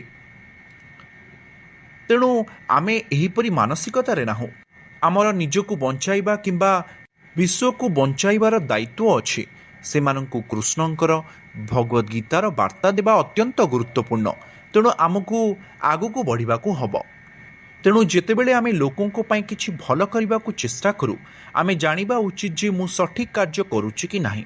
କାରଣ ଆମେ କ୍ରୋଧିତ ଅବସ୍ଥାରେ ଥିଲେ ଆମେ ଅନ୍ୟ କାହାକୁ ସାହାଯ୍ୟ କରିପାରିବୁ ନାହିଁ। କାରଣ ଆମେ କ୍ରୋଧିତ ହେଲେ ଶରୀର ପ୍ରଦୂଷିତ ହୋଇଯାଏ। ପ୍ରଦୂଷିତ ଅବସ୍ଥାରେ ତୁମେ ଅନ୍ୟକୁ କିପରି ସାହାଯ୍ୟ କରିପାରିବ? କୃଷ୍ଣ ଭଗବଦ୍ ଗୀତାରେ କୁହନ୍ତି, ତିନୋଟି ଜିନିଷ ଅଛି ଯାହା ନର୍କର ଦ୍ୱାରଦେଶରେ ପହଞ୍ଚାଇଥାଏ। କାମ, କ୍ରୋଧ, ଲୋଭ। ତିନିଟା ଜିନିଷ, କ୍ରୋଧ, ଲୋଭ ଏବଂ ତୁମେ ଅତି ଲୋଭୀ ହେଲେ। ଜଣେ ଲୋଭୀ ବ୍ୟକ୍ତି କେବେ ସନ୍ତୁଷ୍ଟ ହୋଇପାରିବ ନାହିଁ। ତାଙ୍କୁ ଗୋଟିଏ ଟଙ୍କା ଦେଲେ ସେ କହିବ ମୋତେ 10 ଟଙ୍କା ଦିଅ। 10 ଟଙ୍କା ଦେଲେ ସେ କହିବ 100 ଟଙ୍କା ଦିଅ। 100 ଟଙ୍କା ଦେଲେ 1 ଲକ୍ଷ ଟଙ୍କା ଦିଅ। 1 ଲକ୍ଷ ଦେଲେ ସେ କହିବ 1 ଲକ୍ଷ କୋଟି ଟଙ୍କା ଦିଅ। ପ୍ରକୃତରେ ଏହି ଦୁନିଆରେ ଲୋଭର କୌଣସି ଅନ୍ତ ନାହିଁ। ଲୋଭନୀୟ ଭାବନା ସବୁବେଳେ ବଢ଼ିବାରେ ଲାଗିବ। ତୁମେ ଭାବିବ, ବୋଧହୁଏ ମୁଁ କିଛି ଲୋଭନୀୟ ଭାବନା ସମ୍ପର୍କିତ ଜିନିଷ ଦେଖିବି ଏବଂ ତାପରେ ବୋଧହୁଏ ମୁଁ ଏଥିରୁ ବାହାରି ଆସିବି। ନା, ତୁମେ ଆହୁରି ଅଧିକ ଜଡ଼ିତ ହେବ। ତେଣୁ କାମ, କ୍ରୋଧ ଏପରି ଏକ ଜିନିଷ, ତୁମେ ହୁଏତ କିଛି ସମୟ କ୍ରୋଧିତ ହୋଇ ଶାନ୍ତ ହୋଇଯିବ, କିନ୍ତୁ ଲୋଭ ଏପରି ଏକ ଜିନିଷ ଯାହା 1000 କୋଟି ରୋଜଗାର କଲେ ମଧ୍ୟ ତୁମେ କେବେ ବି ସନ୍ତୁଷ୍ଟ ହେବ ନାହିଁ। ତୁମେ ଅନୁଭବ କରିବ ଯେ ମୁଁ କିପରି ଆହୁରି ଅଧିକ 1000 କୋଟି ରୋଜଗାର କରିବି। ଏହା କେବେ ସରେ ନାହିଁ। ତେଣୁ ଏହି ତିନୋଟି ନର୍କର ପ୍ରବେଶ ଦ୍ୱାର ଅଟନ୍ତି। ତୁମେ କ୍ରୋଧିତ ହେଲେ ଆମେ ତାହା ସହ ମୁକାବିଲା କରିବା ଜାଣିବା ଦରକାର। ସେହି କ୍ରୋଧକୁ ବ୍ୟବହାର କରି ଯେଉଁମାନେ ଧର୍ମ ବିରୁଦ୍ଧରେ ଅଛନ୍ତି, ଯେପରି ହନୁମାନ, ସେ ଲଙ୍କା ଯାଇଥିଲେ ଏବଂ ସେ କ୍ରୋଧରେ ଲଙ୍କାରେ ନିଆଁ ଲଗାଇଦେଲେ। ସେ କ୍ରୋଧିତ ଥିଲେ କାରଣ ମା ସୀତାଙ୍କୁ ଅପମାନିତ କରାଯାଇଥିଲା। କ୍ରୋଧ ଦେଖିବାର ଏକ ସଠିକ ଉପାୟ ଅଛି। ତୁମକୁ କୌଣସି ଜିନିଷ ତ୍ୟାଗ କରିବାକୁ ପଡ଼ିବ ନାହିଁ। ପ୍ରଭୁଙ୍କ ସେବା ପାଇଁ ସବୁକିଛି ବ୍ୟବହାର ହୋଇପାରିବ। ଏହା ପରିଚାଳିତ ହୋଇପାରିବ। ତେଣୁ ଅମୃତଙ୍କ ନିର୍ଦ୍ଦେଶରେ ଉପଦେଶାମୃତ କିଛି ଉଦ୍ଧୃତି ଅଛି ଯାହା ଆମେ ଦେଖିବା। କାରଣ ଆମେ ସେହି ସାପ ପରି ଏକ ଶ୍ରେଷ୍ଠତମ ସ୍ତରରେ ନାହୁଁ। ମୁଁ ଯାହା ଚାହେଁ ତାହା କରିପାରିବି, କିନ୍ତୁ ତଥାପି ମୁଁ ଉଦ୍ଧାର ପାଇବି। ସାପ ସେପରି ଭାବିପାରିବ ନାହିଁ। ଯଦିଓ ସେ ଜଣେ ଭକ୍ତ, ସେହିପରି ଆମେ କୃଷ୍ଣ ଚେତନାକୁ ଆସିଲେ ଆମେ ମଧ୍ୟ ଜାଣୁ ଆମକୁ କିପରି ରକ୍ଷା କରିବାକୁ ପଡ଼ିବ, ଅନ୍ୟଥା ଆମକୁ କେହି ହତ୍ୟା କରିପାରନ୍ତି। ତେଣୁ ଭକ୍ତିର ଅମୃତରେ 3ଟି ଶ୍ରେଣୀର ଲୋକ ଅଛନ୍ତି: ଉତ୍ତମା, ମଧ୍ୟମା ଏବଂ ଅଧମା। 3 ବର୍ଗର ଲୋକ ଈଶ୍ୱରଙ୍କ ନିକଟକୁ ଆସନ୍ତି। ବିଶେଷତଃ ତୃତୀୟ ବ୍ୟକ୍ତିଙ୍କୁ କେବଳ ଅଧମା କୁହାଯାଏ ନାହିଁ, ବରଂ କନିଷ୍ଠ ଅଧିକାରୀ। କିନ୍ତୁ ତୁମେ କନିଷ୍ଠ ଅଧିକାରୀରେ ରହିଲେ ପ୍ରଭୁଙ୍କର ପୂଜା କରିବା ପାଇଁ ତୁମେ ଆକର୍ଷିତ ହେବ। ଅର୍ଚ୍ଚୟାନ୍ ଏବା ହରେ ପୂଜମ୍ ୟ ଶ୍ରଦ୍ଧୟାତେ, ଅର୍ଥାତ୍ ତୁମେ ପ୍ରଭୁଙ୍କ ପୂଜା କଲେ ପୂଜାରେ ତୁମର ବହୁତ ଶ୍ରଦ୍ଧା ଅଛି। କିନ୍ତୁ ନ ତଦ୍ ଭକ୍ତେଷୁ ଚାନେଷୁ ସ ଭକ୍ତଃ ପ୍ରକୃତଃ ସ୍ମୃତଃ। ଜଣେ ଭକ୍ତ, ଜଣେ ବ୍ୟକ୍ତି ଯେ ବିଷ୍ଣୁଙ୍କ ଭକ୍ତ ହେବାକୁ ଚେଷ୍ଟା କରୁଛି କିନ୍ତୁ ଅନ୍ୟ ଭକ୍ତଙ୍କ ପ୍ରତି ତାଙ୍କର କୌଣସି ସମ୍ମାନ ନାହିଁ, ତେବେ ସେ ପ୍ରକୃତଃ ଭକ୍ତ, ଅର୍ଥାତ୍ ସେ ଉଚ୍ଚ ଶ୍ରେଣୀର ଭକ୍ତ ନୁହନ୍ତି। ସେ କେବଳ ଆରମ୍ଭ ପର୍ଯ୍ୟାୟରେ ଅଛି, କନିଷ୍ଠ। ତେଣୁ ଏଠାରେ ଆମେ ଦେଖୁ ଯେ କେହି ଯଦି ଦେବତାଙ୍କ ପୂଜାରେ ବିଶ୍ୱସ୍ତ ଭାବରେ ଜଡ଼ିତ ଅଛି କିନ୍ତୁ ଭକ୍ତଙ୍କ ପ୍ରତି କିପରି ବ୍ୟବହାର କରିବେ ଜାଣନ୍ତି ନାହିଁ, କନିଷ୍ଠ ଅଧିକାରୀ ସ୍ତରରେ ସେ ସର୍ବଦା ଅନ୍ୟମାନଙ୍କ ପ୍ରତି ଆପତ୍ତି ସୃଷ୍ଟି କରିବେ। ସେ ନିଜକୁ ମହାନ ଭକ୍ତ ବୋଲି ଅନୁଭବ କରିବ। କିଛି ଦିନ ପୂର୍ବରୁ ନରସିଂହ ଜୟନ୍ତୀ ଆମେ ସମସ୍ତେ ପାଳନ କରିଥିଲୁ, ଯେଉଁଥିରେ ଆମେ ସମସ୍ତେ ନରସିଂହ ପ୍ରାର୍ଥନା କରିଥିଲୁ, ଯାହା ପ୍ରହ୍ଲାଦ ଏକ ଶିଶୁ ଭାବରେ ପ୍ରାର୍ଥନା କରିଥିଲେ। ପ୍ରହ୍ଲାଦଙ୍କୁ ଏକ ସିଂହ ଛୁଆ ସହ ତୁଳନା କରାଯାଏ। ତେଣୁ ଏକ ସିଂହର ଶିଶୁ ସେ ଭୟ କ'ଣ ତାହା ଜାଣେ ନାହିଁ, ସେ ନିଜ ପିତାଙ୍କ ମୁହଁକୁ ଡେଇଁ ପଡ଼େ। ସେହିପରି ନିରୀହ ବାଳକ ପ୍ରହ୍ଲାଦ ପ୍ରଭୁ ନରସିଂହ ଦେବଙ୍କ ନିକଟରେ ସମର୍ପିତ ଥିଲା ଏବଂ ସେ କୌଣସି ଭୟ ବିନା ତାଙ୍କ ପାଖକୁ ଚାଲିଗଲା। କିନ୍ତୁ ମହାନ ଦେବତାମାନେ ପ୍ରଭୁ ନରସିଂହ ନିକଟକୁ ଯିବା ପାଇଁ ଭୟ କରୁଥିଲେ। ସେ ଏତେ କ୍ରୋଧିତ ଅଟନ୍ତି, କିନ୍ତୁ ପ୍ରହ୍ଲାଦ ନରସିଂହ ଦେବଙ୍କ କ୍ରୋଧ ହେତୁ ଆଦୌ ଭୟ କରିନଥିଲା। ତେଣୁ ଯେତେବେଳେ ବ୍ରହ୍ମା ଏବଂ ଅନ୍ୟ ଦେବତାମାନେ ତାଙ୍କୁ କହିଲେ ତୁମେ ଦୟାକରି ଯାଇ ପ୍ରାର୍ଥନା କର, ସେ କେବେ ନିଜକୁ ମହାନ ବ୍ୟକ୍ତି ବୋଲି ଭାବିନଥିଲା। ସେ କେବଳ ନିଜକୁ ପତିତ ରାକ୍ଷସ ପୁତ୍ର ଭାବିଥିଲା ଏବଂ ସେମାନେ ସମସ୍ତେ ମହାନ ଦେବତା ଅଟନ୍ତି, ବହୁତ ସିଦ୍ଧ ଅଛନ୍ତି। କିନ୍ନରମାନେ ସମସ୍ତେ ପ୍ରଭୁଙ୍କୁ ସନ୍ତୁଷ୍ଟ କରିବାରେ ସକ୍ଷମ ନୁହନ୍ତି। ମୁଁ କିପରି ସନ୍ତୁଷ୍ଟ କରିପାରିବି? ବ୍ରହ୍ମାଦି ସୁରଗଣ, ବ୍ରହ୍ମା ଅଛନ୍ତି, ଅର୍ଥାତ୍ ବ୍ରହ୍ମାଠାରୁ ଆରମ୍ଭ କରି ସିଦ୍ଧ ଏବଂ ଅନେକ ଦେବତା ଥିଲେ, କିନ୍ତୁ ସେମାନେ ସନ୍ତୁଷ୍ଟ କରିପାରିଲେ ନାହିଁ। ସିଦ୍ଧ ଲୋକ ସମସ୍ତ 8ଟି ସିଦ୍ଧତା ଥିବା ଲୋକ ଥିଲେ। ଅଷ୍ଟସିଦ୍ଧି, ଅର୍ଥାତ୍ ତୁମେ କ୍ଷୁଦ୍ର ହୋଇପାରିବ, ତୁମେ ବଡ଼ ହୋଇପାରିବ, ତୁମେ ଉଡ଼ିପାରିବ। ତେଣୁ ଯୋଗ ସିଦ୍ଧ ଦ୍ୱାରା ତୁମକୁ କିଛି ଶକ୍ତି ମିଳିଥାଏ। କିନ୍ତୁ ଜଣେ ଭକ୍ତ କୌଣସି ଶକ୍ତି ଚାହୁଁନଥାଏ, ସେ କେବଳ ବିଷ୍ଣୁଙ୍କ ପ୍ରତି ଭକ୍ତି ଚାହାନ୍ତି। ତେଣୁ ସିଦ୍ଧ ଅଛନ୍ତି। କିଛି ବର୍ଷ ପୂର୍ବେ, ପ୍ରାୟ 150 ବର୍ଷ ପୂର୍ବେ ଶିଲ ପ୍ରଭୁପାଦ ଏକ ଆଚାର୍ଯ୍ୟ ଭାବରେ ସେ ଆମେରିକାରେ ମଧ୍ୟ ଭାରତୀୟ କାହାଣୀଗୁଡ଼ିକର ଉଦ୍ଧୃତ କରୁଥିଲେ। ଏବଂ ଗୋଟିଏ କାହାଣୀ ଥିଲା ଜଣେ ସାଧୁଙ୍କ ବିଷୟରେ, ନାମ ଥିଲା ତ୍ରିଲିଙ୍ଗ ସ୍ୱାମୀ। ସେ ବନାରସରେ ଥିଲେ। ସେ ଉଲଗ୍ନ ହୋଇ ବୁଲୁଥିଲେ। ମୁଁ ଭାବୁଛି 180 ବର୍ଷ ପୂର୍ବରୁ କିମ୍ବା ସେମିତି କିଛି। ସେ ଉଲଗ୍ନ ହୋଇ ବୁଲୁଥିଲେ, ଯାହା ଆଇନ ବିରୁଦ୍ଧରେ ଥିଲା। ତେଣୁ ତାଙ୍କୁ ଜେଲରେ ରଖାଗଲା। ତାଙ୍କୁ 3 ଥର ଜେଲରେ ରଖାଗଲା। କିନ୍ତୁ ସେ କ୍ଷୁଦ୍ର ରୂପ ନେଇ ଚାବି କଣାରୁ ବାହାରି ଆସି ଚାଲିଗଲେ। ଏହିପରି ସେ ବହୁତ ପ୍ରସିଦ୍ଧ ହେଲେ। କେବଳ ତ୍ରିଲିଙ୍ଗ ସ୍ୱାମୀ ନୁହନ୍ତି, କିଛି ଲୋକ ମଧ୍ୟ ଥିଲେ ଯେଉଁମାନେ ଯାଦୁ କରୁଥିଲେ। ଏହା ପ୍ରକୃତରେ ଯାଦୁ ନୁହେଁ। କିଛି ଲୋକ ମଧ୍ୟ ଥିଲେ ଯାହାର ପ୍ରକୃତ ଶକ୍ତି, ରହସ୍ୟମୟ ଶକ୍ତି ମଧ୍ୟ ଥିଲା। ସେମାନେ ମଧ୍ୟ ମନୋରଞ୍ଜନ କରୁଥିଲେ। ପ୍ରଭୁପାଦ ଶ୍ରୀ ଚକ୍ରବର୍ତ୍ତୀଙ୍କ କାହାଣୀ ବିଷୟରେ କୁହନ୍ତି। ଦିନେ ଶ୍ରୀ ଚକ୍ରବର୍ତ୍ତୀଙ୍କର ହାତ ଏବଂ ଗୋଡ଼ ବାନ୍ଧି ତାଙ୍କୁ ଏକ ବାକ୍ସରେ ରଖାଯାଇଥିଲା। ସେହି ବାକ୍ସଟି ମଧ୍ୟ ବନ୍ଧା ଯାଇଥିଲା। ତେଣୁ ନିଜର ରହସ୍ୟମୟ ଶକ୍ତି ଦ୍ୱାରା ସେ କ୍ଷୁଦ୍ର ହୋଇ କଣାରୁ ବାହାରୁ ଆସି ସେ ପୁନର୍ବାର ବଡ଼ ହୁଅନ୍ତି। ତେଣୁ ସିଦ୍ଧି ଅଛି, ସିଦ୍ଧ ଲୋକ ଅଛନ୍ତି ଯେଉଁଠି ତୁମକୁ ଏକ ସିଦ୍ଧତା ପାଇବା ପାଇଁ ଯୋଗ କରିବାକୁ ପଡ଼ିବ ନାହିଁ। ଏହି ସିଦ୍ଧତା ଜନ୍ମରୁ ହିଁ ଅଛି। ଯେପରି ପକ୍ଷୀମାନେ ଉଡ଼ିପାରନ୍ତି, ତାହା ସେମାନଙ୍କର ଅନ୍ତର୍ନିହିତ ଗୁଣ। ମଣିଷ ଚାଲିପାରନ୍ତି, ଯାହା ଏକ ଅନ୍ତର୍ନିହିତ ଗୁଣ। ମତ୍ସ୍ୟମାନେ ପାଣିରେ ଯାଆନ୍ତି, ଏହା ତାଙ୍କର ଗୁଣ।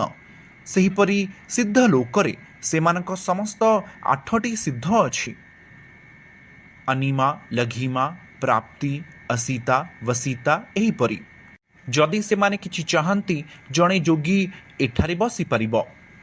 ଯେପରି ସେମାନେ ହରିଦ୍ୱାରରେ ବୁଡ଼ ପକାଇ ରାମେଶ୍ୱରମରେ ବାହାରି ପାରନ୍ତି, ସେ ପୁନର୍ବାର ଦ୍ୱାରକାରେ ବୁଡ଼ ପକାଇ ଜଗନ୍ନାଥ ପୁରୀରେ ବାହାରି ପାରନ୍ତି। ସେମାନେ ଅଧଘଣ୍ଟା ମଧ୍ୟରେ ସମସ୍ତ ଧାମ ବୁଲି ଆସିପାରନ୍ତି। କିଛି ଯୋଗୀ ଅଛନ୍ତି, ଏହା ଉଲ୍ଲେଖ କରାଯାଇଛି ଯେ ସେମାନେ ପ୍ରତିଦିନ ସମସ୍ତ 4 ଧାମରେ ସ୍ନାନ କରନ୍ତି। ତେଣୁ ଏହା ଏକ ସତ୍ୟତା। ଯୋଗୀମାନେ ନିଜର ଶ୍ୱାସକ୍ରିୟାକୁ ନିୟନ୍ତ୍ରଣ କରି ବହୁ ବର୍ଷ ପର୍ଯ୍ୟନ୍ତ ରହନ୍ତି। 1970 ମସିହାରେ କୁମ୍ଭମେଳା ସମୟରେ ଶିଲ ପ୍ରଭୁପାଦ ହରେକୃଷ୍ଣ ଭକ୍ତମାନେ ମଧ୍ୟ ଅଂଶଗ୍ରହଣ କରିଥିଲେ। ଗତବର୍ଷ ଭକ୍ତମାନେ ଭାଗ ନେଇ ବହୁ ପ୍ରସାଦ ବଣ୍ଟନ କରିଥିଲେ। ପ୍ରଭୁପାଦ ପ୍ରକୃତରେ ଅଂଶଗ୍ରହଣ କରିଥିବା ହେତୁ ଆମ ସମସ୍ତଙ୍କୁ ପ୍ରସାଦ ବଣ୍ଟନ ଆୟୋଜନ କରିବାକୁ ପଡ଼ିଲା। ତେଣୁ କୁମ୍ଭମେଳା ଆୟୋଜନ ହେଲେ ପ୍ରଭୁପାଦ କୁହନ୍ତି କିପରି ଲୋକ ସେଠି ଆସନ୍ତି। ସେଠାରେ କିଛି 400 ବର୍ଷ ବୟସ୍କର ଲୋକ ଆସନ୍ତି। ଅନେକ ଲୋକ ସେଠି ଆସନ୍ତି, ଅନେକ ଯୋଗୀ ମଧ୍ୟ ଆସନ୍ତି। ଆମେ ସେମାନଙ୍କ ବିଷୟରେ କହୁନାହୁଁ, ଯେଉଁମାନେ ଠକ ପ୍ରବୃତ୍ତିର ଅଟନ୍ତି, ସାଧୁ ବେଶରେ ଆସନ୍ତି, ଗାଞ୍ଜା ଧୂମପାନ କରନ୍ତି, ଶୋଷଣ କରନ୍ତି, ସେମାନଙ୍କ ବିଷୟରେ ନୁହେଁ। ଆମେ ହିମାଳୟ ଏବଂ ଅନ୍ୟ ସ୍ଥାନରୁ ଆସିଥିବା ଶ୍ରେଷ୍ଠତମ ବ୍ୟକ୍ତିଙ୍କ ବିଷୟରେ କହୁଛୁ, ଯେଉଁମାନେ କେବଳ ଆଧ୍ୟାତ୍ମିକ ଉଦ୍ଦେଶ୍ୟରେ ଆସନ୍ତି, ଏକ ଧାର୍ମିକ କାର୍ଯ୍ୟ ପାଇଁ ନୁହେଁ। ଆମେ ସେ ବିଷୟରେ କହୁନାହୁଁ। ତେଣୁ ସିଦ୍ଧ ଲୋକ ଅଛନ୍ତି, ଯେଉଁଠାରେ ଲୋକଙ୍କ ପାଖରେ ଏହି ସମସ୍ତ ସିଦ୍ଧି ଅଛି। ଗୋଟିଏ ସିଦ୍ଧି ଅଛି, ପ୍ରାପ୍ତି। ଯଦି ତୁମକୁ କିଛି ଦରକାର, ଯେପରି ସେ କଲିକତାରେ ବସି କାବୁଲରୁ ଏକ ଡାଳିମ୍ବ ନେଇପାରିବେ, ଯାହା ସେମାନଙ୍କର ଶକ୍ତି ଅଟେ, ସେମାନେ ଏଠାରେ ବସି କିଛି ବି ନେଇପାରନ୍ତି, ପ୍ରାପ୍ତି। ତେଣୁ ଏହି ସିଦ୍ଧ କିମ୍ବା ମହାନ ଦେବତାମାନେ ସେମାନଙ୍କ ସମସ୍ତ ଭଲ ଗୁଣ ସହ ବିଷ୍ଣୁଙ୍କୁ ସନ୍ତୁଷ୍ଟ କରିପାରିଲେ ନାହିଁ। କିନ୍ତୁ କୁନି ବାଳକ ପ୍ରହ୍ଲାଦ, ସେ ରାକ୍ଷସ ପିତାଙ୍କଠାରୁ ଜନ୍ମ ହୋଇଥିଲା, କିନ୍ତୁ ଯେତେବେଳେ ସେ ପ୍ରଭୁ ନରସିଂହଙ୍କ ସାମ୍ନାରେ ସମତଳ ହୋଇ ପଡ଼ିଲା, ପ୍ରଭୁଙ୍କର ଅନେକ ଭାବନା ଥିଲା। ଏହି ଭାବନା କେଉଁଠୁ ଆସେ? ଆମେ ଆମ ପରିବାର, ଆମ ପିଲାମାନଙ୍କୁ ଦେଖିଲେ ଏହି ଭାବନା ବାହାରକୁ ଆସିଥାଏ। କାରଣ ଏହା ସମସ୍ତ ପିତା, ପ୍ରକୃତ ମାଙ୍କ ପାଖରେ ଥାଏ। କୃଷ୍ଣ ଜଣେ ପ୍ରକୃତ ପିତା, ପ୍ରକୃତ ମା ଅଟନ୍ତି।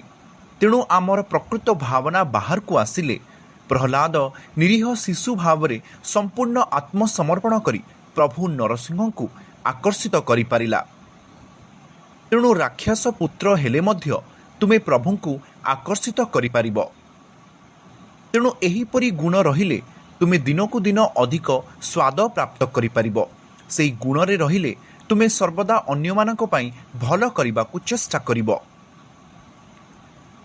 ଅନ୍ୟମାନଙ୍କ ସହ ଜଡ଼ିତ ହେଲେ ତୁମେ କାହାର ଅନିଷ୍ଟ ନୁହେଁ, ବରଂ ସର୍ବଦା ଭଲ କରିବାକୁ ଚେଷ୍ଟା କରିବା ଉଚିତ। ତେଣୁ ଏଠାରେ ଆମେ ଦେଖୁ ତୁମର ଚେତନାର ଅଗ୍ରଗତି ହେଲେ ପ୍ରହ୍ଲାଦ ପରି। ସେ ପ୍ରଭୁ ନରସିଂହଠାରୁ କିଛି ମାଗିନଥିଲା, କାରଣ ସେ ଭଲସେ ଜାଣିଥିଲା ଯେ ତାଙ୍କ ପିତାଙ୍କ ଡରରେ ମହାନ ଦେବତାମାନେ କମ୍ପୁଥିଲେ।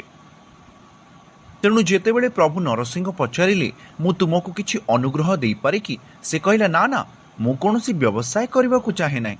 ମୁଁ ବାଇନିଥ ନୁହେଁ, ମୁଁ ଜଣେ ବଣିକ ନୁହେଁ। ମୁଁ ତୁମ ସହ କୌଣସି ବ୍ୟବସାୟ କରିବାକୁ ଆସିନାହିଁ। ମୁଁ କେବଳ ଭକ୍ତି ଚାହେଁ। ତେଣୁ ଯଦିଓ ସେ କେବଳ ଭକ୍ତି କରିବାକୁ ଇଚ୍ଛା କରୁଥିଲା, ସେ କହିଲା ଯେ ମୋ ବାପା ସବୁବେଳେ ତୁମ ପ୍ରତି ବହୁତ ଈର୍ଷାପରାୟଣ ଥାନ୍ତି। ସେ ସାପ ପରି ଏବଂ ତାଙ୍କୁ ହତ୍ୟା କରାଯିବ। ତୁମେ ଦୟାକରି ତାଙ୍କୁ କ୍ଷମା କର। ତେଣୁ ସେ ନିଜ ପିତାଙ୍କ ପାଇଁ ପ୍ରାର୍ଥନା କଲା। ଏହା ଏକ ପ୍ରକୃତି।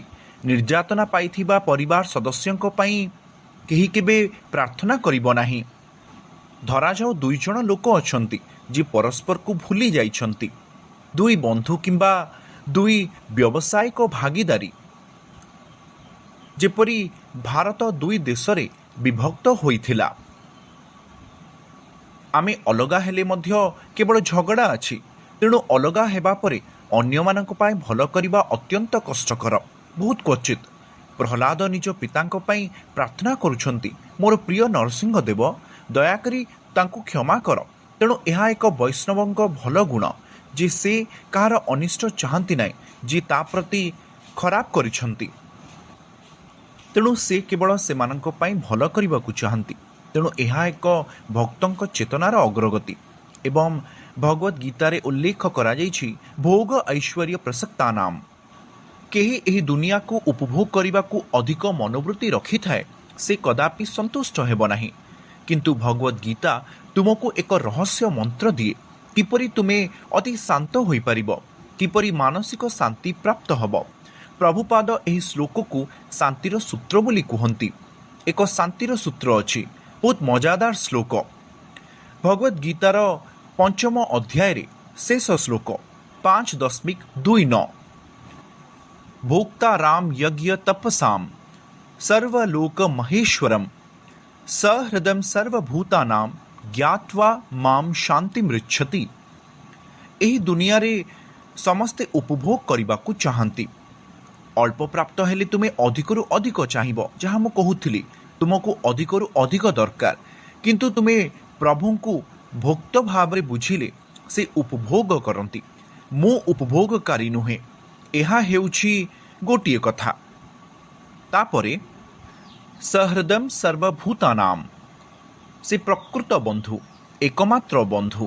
ସେ ଆମର ସମସ୍ତ ଅସୁବିଧାରେ, ସବୁ ପରିସ୍ଥିତିରେ ସାହାଯ୍ୟ କରିବେ।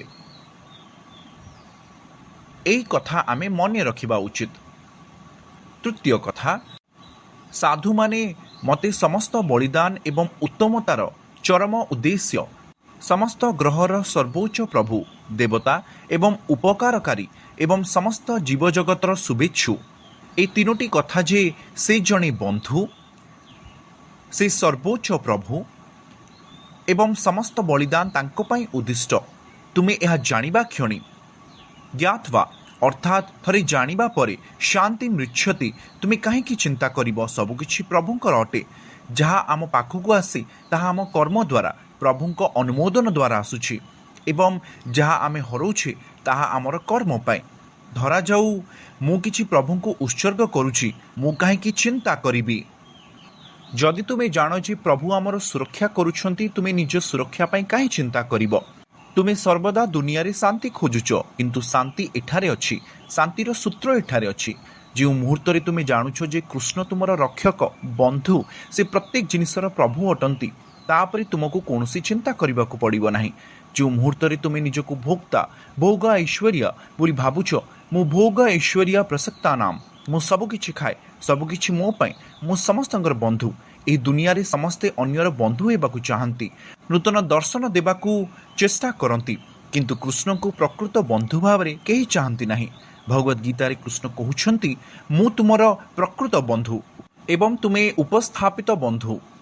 ତେବେ ତୁମେ ତାଙ୍କୁ ବନ୍ଧୁତ୍ୱ ମଧ୍ୟ ଗ୍ରହଣ କରିବ, କାରଣ ତୁମେ କୃଷ୍ଣଙ୍କର ବନ୍ଧୁତ୍ୱପୂର୍ଣ୍ଣ ବାର୍ତ୍ତା ଅନ୍ୟମାନଙ୍କୁ ଦେଉଛ। ତୁମେ ମଧ୍ୟ ସେମାନଙ୍କ ପାଇଁ ବନ୍ଧୁତ୍ୱପୂର୍ଣ୍ଣ ହେବ। ଏହା ହିଁ ତୁମକୁ ଏବଂ ଅନ୍ୟମାନଙ୍କୁ ମଧ୍ୟ ମାନସିକ ଶାନ୍ତି ପ୍ରଦାନ କରିବ। ତେଣୁ ଏହି ପ୍ରକାର ତୁମେ ଆଧ୍ୟାତ୍ମିକ ବାର୍ତ୍ତା ପ୍ରାପ୍ତ କରିପାରିବ। ତେଣୁ ପରବର୍ତ୍ତୀ ଜିନିଷ ହେଉଛି, ଅନେକ ଭକ୍ତ ଏହା ପଚାରୁଛନ୍ତି ଯେ ମାତୃ ଦିବସ, ପିତୃ ଦିବସ, ବନ୍ଧୁତ୍ୱ ଦିବସ ବିଷୟରେ କେମିତି ଜାଣିବା? କାରଣ କିଛି ଦେଶରେ ମୁଁ ମାତୃ ଦିବସ ବିଷୟରେ କିଛି ସୂଚନା ପାଇଲି ଏବଂ ଅନେକ ଦେଶରେ ଏହି ମାତୃ ଦିବସ ଆରମ୍ଭ ହୋଇଥିଲା। ମାତୃ ଦିବସ ଯୁକ୍ତରାଷ୍ଟ୍ରରେ ଜଣେ ମହିଳାଙ୍କ ଦ୍ୱାରା ଆରମ୍ଭ ହୋଇଥିଲା। ତାଙ୍କ ମା ମାତୃତ୍ୱର ସ୍ମୃତିରେ କିଛି ଉପହାର ଚାହୁଁଥିଲେ, ତେଣୁ ସେ ପ୍ରକୃତରେ ମାତୃତ୍ୱ ବିଷୟରେ ପ୍ରଚାର କଲେ ଏବଂ 1940 ମସିହାରେ ଏକ ମାତୃ ଦିବସ ପାଳନ ପାଇଁ ସେ ଚିନ୍ତା କରିଲେ ଏବଂ ପରେ ସେ ଅନୁତାପ କଲେ ଯେ ଲୋକ ଏହି ମାତୃ ଦିବସକୁ ବ୍ୟବସାୟୀକରଣ ଭାବରେ ବ୍ୟବହାର କଲେ ଏବଂ ପରେ ସେ ଏହାକୁ ମଧ୍ୟ ତ୍ୟାଗ କରିବାକୁ ଚାହିଁଲେ, କିନ୍ତୁ କୌଣସି ପ୍ରକାର ଏହା ପ୍ରସିଦ୍ଧ ହୋଇଗଲା ଯାହାର ଆମେ ସୁଯୋଗ ନେଉଛୁ। କିନ୍ତୁ ଶାସ୍ତ୍ରରେ ମା କ'ଣ? ବୈଦିକ ଜୀବନରେ ଆମେ ମା ବିଷୟରେ ମଧ୍ୟ କଥା ହେଉ। ବୈଦିକ ସଭ୍ୟତାରେ ମା ଏକ ଗୁରୁତ୍ୱପୂର୍ଣ୍ଣ ଭୂମିକା ନିର୍ବାହ କରନ୍ତି। ସବୁକିଛି ମା ଠାରୁ ଆରମ୍ଭ। ଆମେ ମଧ୍ୟ ମା ଠାରୁ ଆସିଛୁ ଏବଂ ଆମ ସମସ୍ତଙ୍କ ପାଇଁ ମା ଏକ ଭାବପ୍ରବଣତା ଅଟନ୍ତି ଏବଂ ମାଙ୍କୁ କିପରି ସମ୍ମାନ ଦିଆଯିବା ଉଚିତ ଆମେ ସମସ୍ତେ ଜାଣିଛୁ। ତେବେ ଆସନ୍ତୁ ଆଜି ମାତୃ ଦିବସ ବିଷୟରେ କିଛି ଆଲୋଚନା କରିବା, ଯାହାକୁ ଲୋକ ମାତୃ ଦିବସର ସୁଯୋଗ ନେଇ ପାଳନ କରନ୍ତି। ମା କ'ଣ ଆମର ଏକ ଧାରଣା ମଧ୍ୟ ଅଛି ଏବଂ ସମସ୍ତ ଲୋକ କାହାକୁ ମା ପରି ଦେଖିବା ଉଚିତ। ଆମେ ଯାହାକୁ ବି ମା ଭାବରେ ଦେଖିଥାଉ ଆମେ ସେ ବିଷୟରେ କଥା ହେବା। ଯଦିଓ ତେଣୁ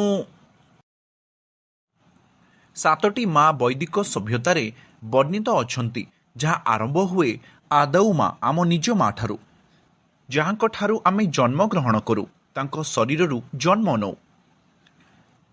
ତେଣୁ ଆମେ ମାତୃଗର୍ଭରେ ଥିବା ସମୟରେ ଆମକୁ ବଞ୍ଚିବା ପାଇଁ ସମସ୍ତ ଉପାଦାନ ଯୋଗାଇ ଦିଆଯାଏ ଏବଂ ଆମେ ଗର୍ଭରୁ ବାହାରକୁ ଆସିବା ପାଇଁ ପ୍ରାର୍ଥନା କରୁ। ପ୍ରସବ ପରେ ମା ଏବଂ ସମ୍ପର୍କୀୟମାନେ ଆମର ଯତ୍ନ ନିଅନ୍ତି ଏବଂ ଆମେ ଅନୁଭବ କରିଥାଉ ଯେ ଆମ ମା ବ୍ୟତୀତ ଆମକୁ କିପରି କିମ୍ବା କେହି ରକ୍ଷା କରିପାରିବେ ନାହିଁ। ତେଣୁ ଆମ ମା ଅତ୍ୟନ୍ତ ଗୁରୁତ୍ୱପୂର୍ଣ୍ଣ। ସେ ଜଣେ ଶିକ୍ଷକ ଅଟନ୍ତି, ସେ ଜଣେ ଗୁରୁ ଅଟନ୍ତି। ସେ ଆମକୁ ଶିକ୍ଷା ଦିଅନ୍ତି କିପରି ପାଠ ପଢ଼ିବା, କିପରି ଖାଇବା, କିପରି ଚାଲିବା ଏବଂ ଅନ୍ୟମାନଙ୍କ ସହ କିପରି କଥାବାର୍ତ୍ତା କରିବା। ତାଙ୍କ ବିଷୟରେ ପ୍ରଭୁପାଦ ସର୍ବଦା କୁହନ୍ତି ମା କିପରି ଏକ କର୍ତ୍ତୃପକ୍ଷ ଅଟନ୍ତି ଆମ ପିତା ବିଷୟରେ ଜାଣିବା ପାଇଁ। ପିତା କିଏ ବୋଲି ତୁମେ ନିଜସ୍ୱ ଅନୁସନ୍ଧାନ କରିପାରିବ ନାହିଁ। ଧରାଯାଉ କେହି ପରୀକ୍ଷଣ କରିବାକୁ ଚାହେଁ ଯେ ମୋ ମା ବିନା ମୋ ବାପା କିଏ ବୋଲି, ତାହା ଅସମ୍ଭବ। ତୁମେ DNA ଦ୍ୱାରା ନିଜେ ସନ୍ଧାନ କରିବ କିମ୍ବା କେହି ଜଣେ ମୋ ଭଳି ଦେଖାଯାଉଛନ୍ତି, ଏହା ସର୍ବଦା ବିଫଳ ହୋଇପାରେ। କିନ୍ତୁ ସର୍ବୋତ୍ତମ ଉପାୟ ହେଉଛି ଜଣେ ମା ଯିଏ ଜାଣିପାରିବ ଆମର ପିତା କିଏ। ତେଣୁ ଜଣେ ମା ଏକ କର୍ତ୍ତୃପକ୍ଷ ଅଟନ୍ତି। ସେହିଭଳି ବେଦମାନେ ଈଶ୍ୱରଙ୍କ ବିଷୟରେ ଜାଣିବା ପାଇଁ ଏକ କର୍ତ୍ତୃପକ୍ଷ ଅଟନ୍ତି। ପ୍ରଭୁପାଦ ଏକ ଉଦାହରଣ ଦିଅନ୍ତି। ତେଣୁ ଅନେକ ଜାଗାରେ ମା ଶବ୍ଦ ବ୍ୟବହୃତ ହୋଇଛି ଏବଂ ତାହା ଆରମ୍ଭ ହୁଏ ଆଦୌ ମାତା, ଆମ ପ୍ରକୃତ ମା ଠାରୁ। ଏବଂ ଏହି ମା ଜଣେ ପ୍ରକୃତ ମା ଅଟନ୍ତି। ଜନନୀ ନସ୍ୟା, ଜଣେ ମା କିମ୍ବା ଜଣେ ପିତା ହେବା ଉଚିତ ନୁହେଁ, ଜଣେ ବନ୍ଧୁ ହେବା ଉଚିତ ନୁହେଁ। ଜନନୀ ନସ୍ୟା, ଅନ୍ୟକୁ ବା ତୁମର ନିର୍ଭରଶୀଳମାନଙ୍କୁ ଜନ୍ମ ମୃତ୍ୟୁରୁ ଏବଂ ଭୟରୁ ବାହାରକୁ ଆସିବାରେ ସାହାଯ୍ୟ କରିବାକୁ ସକ୍ଷମ ନ ହେବା ପର୍ଯ୍ୟନ୍ତ ତୁମେ ମା ହେବା ଉଚିତ ନୁହେଁ। ତେଣୁ ଏଠାରେ ଆମେ ବୁଝିପାରୁଛୁ ଯେ ମାଙ୍କର ଏକ ଗୁରୁତ୍ୱପୂର୍ଣ୍ଣ ଭୂମିକା ରହିଛି ଏବଂ ଅନେକ ସ୍ଥାନରେ କୁହାଯାଇଛି ଯେ ମାତା ୟସ୍ୟା ଗୃହେ ନାସ୍ତି। ଯଦି ତୁମ ଘରେ ସ୍ନେହୀ ମା ନାହାନ୍ତି କିମ୍ବା ଜଣେ ପତ୍ନୀ ଯେ ମଧୁର କଥା କୁହନ୍ତି ନାହିଁ, ତାହେଲେ ଭଲ ଯେ ଅରଣ୍ୟମ୍ ତେନ ଗନ୍ତବ୍ୟମ୍। ତୁମର ମା ଭଲ ନହେଲେ ତୁମେ ଜଙ୍ଗଲକୁ ଯିବା ଆହୁରି ଭଲ। ତେଣୁ ମା ଏକ ଗୁରୁତ୍ୱପୂର୍ଣ୍ଣ ଭୂମିକା ଗ୍ରହଣ କରେ। ଜଣେ ସ୍ନେହୀ ମା ନିଜ ପୁଅ ପାଇଁ ପଥ ପ୍ରଦର୍ଶିକା ଅଟନ୍ତି। ଶ୍ରୀ ଚୈତନ୍ୟ ମହାପ୍ରଭୁ ଯେତେବେଳେ ସନ୍ନ୍ୟାସ ଗ୍ରହଣ କଲେ, ଚୈତନ୍ୟ ମହାପ୍ରଭୁ ନିଜ ମା ସଚୀ ମାତାଙ୍କ ସାମ୍ନାକୁ ଆସିଲେ ଏବଂ ସେ ତାଙ୍କୁ କାନ୍ଦୁଥିବା ଦେଖି ନିଜେ ମଧ୍ୟ କାନ୍ଦିବା ଆରମ୍ଭ କଲେ। ସେ କହିଲେ, ମୋର ପ୍ରିୟ ମା, ଏହି ଶରୀର ତୁମର ଅଟେ, ଏହି ଶରୀର ତୁମର ଅଟେ। ଦୟାକରି ମୋତେ କୁହ, ମୁଁ କ'ଣ କରିବି? ମୁଁ ତ ସନ୍ନ୍ୟାସ ଗ୍ରହଣ କରିଛି, କିନ୍ତୁ ମୁଁ ତୁମର ଅଟେ।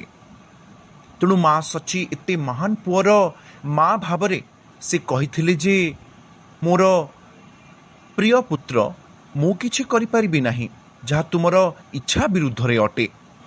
ତେଣୁ ଭକ୍ତିପୂତ ପଥରେ ଯିବା ପାଇଁ ପୁଅର ନିଷ୍ପତ୍ତିକୁ ସେ ସମର୍ଥନ କଲେ। ସେ କହିଲେ ଯେ ପ୍ରକୃତ ମାତା ହେଉଛି ମା, ମାତାକୁ ମା ବୋଲି କୁହାଯାଏ। କିନ୍ତୁ ସେହି ସମାନ ମା ଯେତେବେଳେ ନିଜ ପୁଅକୁ ସଠିକ୍ ଦିଗକୁ ନ ଯିବାକୁ ଆପତ୍ତି କରନ୍ତି, ବରଂ ଭୁଲ ଦିଗକୁ ଯିବା ପାଇଁ ଉତ୍ସାହିତ କରନ୍ତି, ସେହି ସମାନ ମା ମାୟା ହୋଇଯାନ୍ତି ଏବଂ ସେ ଭ୍ରମରେ ପରିଣତ ହୁଅନ୍ତି। ଏହି ସମସ୍ତ ନିର୍ଦ୍ଦେଶନାମା ଅଛି କିପରି ମା ସର୍ବଦା ନିଜ ପିଲାମାନଙ୍କୁ ସଠିକ୍ ଦିଗରେ ଆଗେଇ ନେବା ଉଚିତ। ମା ଖରାପ ହେଲେ ପିଲାମାନଙ୍କୁ ସାହାଯ୍ୟ କରିହେବ ନାହିଁ, ସେମାନେ ନିଶ୍ଚୟ ଖରାପ ହେବେ। ମା ଭଲ ହେଲେ ପିଲାମାନେ ଭଲ ହେବେ, କାରଣ ସର୍ବଦା ଜଣେ ଭଲ ପୁଅ କେବଳ ଜଣେ ଭଲ ମାଙ୍କ ଠାରୁ ଆସିବ। ଯଦି ତୁମେ ଆମର ଭକ୍ତମାନଙ୍କୁ ଦେଖ, ଯେତେବେଳେ ଲୋକ ସେମାନଙ୍କୁ ପଚାରନ୍ତି ତୁମେ କିପରି ଏହି ସଂଗଠନରେ ଯୋଗ ଦେଇଛ, ସେମାନେ ସବୁବେଳେ କୁହନ୍ତି ଯେପରି ମୋ କ୍ଷେତ୍ରରେ ମଧ୍ୟ ମୋ ମା ହିଁ ମୋତେ ଏହି ସଠିକ୍ ଦିଗକୁ ଯିବାକୁ କହିଥିଲେ। ତାଙ୍କର ଆଶୀର୍ବାଦ ପାଇଁ ମୁଁ ଏହି ଦିଗକୁ ଆସିପାରିଛି। ଆଦି ଶଙ୍କରାଚାର୍ଯ୍ୟଙ୍କ ପରି ମହାନ ଆଚାର୍ଯ୍ୟ ମଧ୍ୟ ସନ୍ନ୍ୟାସ ଗ୍ରହଣ କରିବା ପୂର୍ବରୁ ନିଜ ମାଙ୍କ ଆଶୀର୍ବାଦ ନେଇ ଆଧ୍ୟାତ୍ମିକ ପଥକୁ ଆସିଥିଲେ। ତେଣୁ ଆମେ କଦାପି ମାଙ୍କୁ କୌଣସି କ୍ଷତି କିମ୍ବା ଯନ୍ତ୍ରଣା ପହଞ୍ଚାଇବା ଉଚିତ ନୁହେଁ। ଏବଂ ମାମାନେ ମଧ୍ୟ ଏତେ ମହାନ ଯେ ସେମାନେ ଅତୀତରେ ମାମାନଙ୍କୁ ସର୍ବଦା ସଠିକ୍ ଦିଗରେ ନିଅନ୍ତି।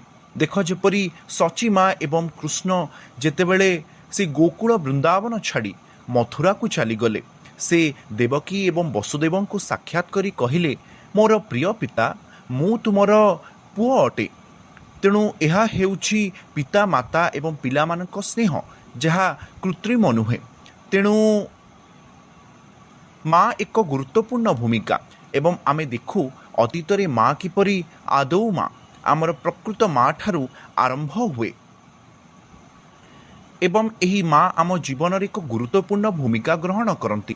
ଆଧ୍ୟାତ୍ମିକତାରେ ଆମକୁ ସଠିକ୍ ଦିଗରେ ଯିବାକୁ ପଡ଼ିବ, ତାହା କେବଳ ଜଣେ ଭଲ ମା ଦ୍ୱାରା ହୋଇପାରେ। ଏବଂ ମହିଳାମାନଙ୍କୁ ଭଗବଦ୍ ଗୀତା ଜ୍ଞାନରେ ତାଲିମ ଦିଆଯିବା ଆବଶ୍ୟକ ଅଛି। ଆଧ୍ୟାତ୍ମିକତା ସମ୍ପର୍କରେ ପୁରୁଷ ଓ ସ୍ତ୍ରୀ ମଧ୍ୟରେ କୌଣସି ଭେଦଭାବ ନାହିଁ ଏବଂ ଶିଲ ପ୍ରଭୁପାଦ ଏକ ଆଚାର୍ଯ୍ୟ ଭାବରେ ମହିଳାମାନଙ୍କୁ ଆଧ୍ୟାତ୍ମିକ ଚେତନାରେ ଯୋଗ ଦେବା ପାଇଁ ଉତ୍ସାହିତ କରିଥିଲେ। ସେମାନଙ୍କୁ ପ୍ରଚାର କରିବାକୁ ଅନୁମତି ଦେଇଥିଲେ ଏବଂ ଜଣେ ମାତାଜୀ ଅଛନ୍ତି ଯିଏ ସମଗ୍ର ବିଶ୍ୱରେ ଲକ୍ଷ ଲକ୍ଷ ଭଗବଦ୍ ଗୀତା ପୁସ୍ତକ ବଣ୍ଟନ କରିଥିଲେ। ତେଣୁ ଜଣେ ଅତି ସରଳ ହୃଦୟ ଥିବା ନାରୀ ଭାବରେ ସେ ସମଗ୍ର ବିଶ୍ୱରେ ସମସ୍ତଙ୍କୁ ବଣ୍ଟନ କରିଥିଲେ। ତେଣୁ ଭକ୍ତି ପାଇଁ ପୁରୁଷ ନାରୀ ସେପରି କିଛି ନାହିଁ ଏବଂ ବିଶେଷତଃ ଜଣେ ମା ବହୁତ ଶକ୍ତିଶାଳୀ ଅଟନ୍ତି। ମା ପିଲାଙ୍କୁ ଏହିପରି ଭାବରେ ଉପଦେଶ ଦେଇ ପ୍ରଭାବିତ କରିପାରିବେ ଯେ ସେମାନେ ନିଜ ଜୀବନରେ ସଠିକ୍ ଦିଗରେ ଯାଇପାରିବେ, ନିଜ ମାର୍ଗଦର୍ଶନ ଦ୍ୱାରା ସମାଜକୁ ପରିବର୍ତ୍ତନ କରିପାରିବେ। ତେଣୁ 7 ଜଣ ମାଙ୍କ ମଧ୍ୟରେ ପ୍ରଥମ ହେଉଛନ୍ତି ଆମ ମା, ଆଦୌ ମାତା, ଆତ୍ମମାତା ମଧ୍ୟ ତାଙ୍କୁ କୁହାଯାଏ। ପରବର୍ତ୍ତୀ ମା ହେଉଛନ୍ତି ଗୁରୁ ପତ୍ନୀ। ଯେପରି ପୂର୍ବରୁ ପିଲାମାନେ ଗୁରୁକୁଳକୁ ଯାଉଥିଲେ ଏବଂ ସେହି ସ୍ଥାନରେ ଗୁରୁଙ୍କ ପତ୍ନୀ ରାଜପ୍ରସାଦରୁ କିମ୍ବା ଅନ୍ୟ ଗାଁରୁ ଆସିଥିବା ପିଲାମାନଙ୍କର ବହୁତ ସୁନ୍ଦର ଭାବରେ ଯତ୍ନ ନେଉଥିଲେ। ତେଣୁ ଆତ୍ମମାତା ଆମର ନିଜ ମା, ତାପରେ ଗୁରୁ ପତ୍ନୀ, ସେ ମଧ୍ୟ ଜଣେ ମା ଅଟନ୍ତି। ତାପରେ ବ୍ରାହ୍ମଣୀ, ଜଣେ ବ୍ରାହ୍ମଣ ପତ୍ନୀମାନେ ପିଲାମାନଙ୍କୁ ଆଶୀର୍ବାଦ ଦେଉଥିଲେ ଏବଂ ସେ ଆଶୀର୍ବାଦ ହେଉଛି କୃଷ୍ଣମତୀ ରସ୍ତୁ। ତାପରେ ଚିରଞ୍ଜୀବୀ ଭବଃ, ସେମାନେ ସମସ୍ତଙ୍କୁ କଲ୍ୟାଣମ୍ ଅସ୍ତୁରେ ଆଣୁଛନ୍ତି। ତୁମେ ସଠିକ୍ ଦିଗରେ ଯାଅ, ସବୁକିଛି ତୁମ ସହ ଭଲରେ ଘଟୁ, ସେହିପରି ସେମାନେ ଆଶୀର୍ବାଦ ଦେଉଥିଲେ। ତେଣୁ ବ୍ରାହ୍ମଣୀ ମଧ୍ୟ ଜଣେ ମା ଅଟନ୍ତି। ତାପରେ ରାଜପତ୍ନିକା, ରାଣୀ ଜଣେ ମା ଥିଲେ। ବର୍ତ୍ତମାନ ଯୁଗରେ ରାଜତନ୍ତ୍ର ତ ନାହିଁ। ଏପରିକି ଇଂଲଣ୍ଡର ମହାରାଣୀ ମଧ୍ୟ ନାଗରିକମାନଙ୍କର ଯତ୍ନ ନେବା ପରି ପ୍ରକୃତ ମା ଭାବରେ ଦେଖାଯାଆନ୍ତି। ତେଣୁ ଲୋକଙ୍କର ସେଇ ଭାବନା ଅଛି। ତାପରେ ଆଉ 4 ଜଣ ମା ଅଛନ୍ତି। ତାହା ହେଉଛି ଧେନୁ, ଆମ ଗୋମାତା। ଗୋମାତା ହେଉଛନ୍ତି ମା, କାରଣ ସେ କ୍ଷୀର ଦେଇଥାଏ। କ୍ଷୀର ଦେବା ପରେ ଆମେ କାଟି ଦେଇଥାଉ। ଏପରିକି ଏହା କ୍ଷୀର ନଦେଲେ ଯଦି ଆମେ ହତ୍ୟା କରୁ, ତୁମେ ଏହାକୁ ଏକ କଂସେଇଖାନାକୁ ପଠାଉଛ।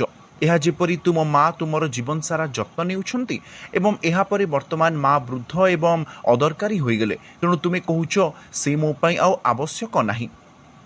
ତେଣୁ ଏହା ଏକ ମଣିଷର ମନୋଭାବ ନୁହେଁ। ସେ ସମସ୍ତଙ୍କୁ ବହୁତ କୃତଜ୍ଞ ହେବା ଉଚିତ, ସମସ୍ତଙ୍କର ଯତ୍ନ ନେବା ଉଚିତ।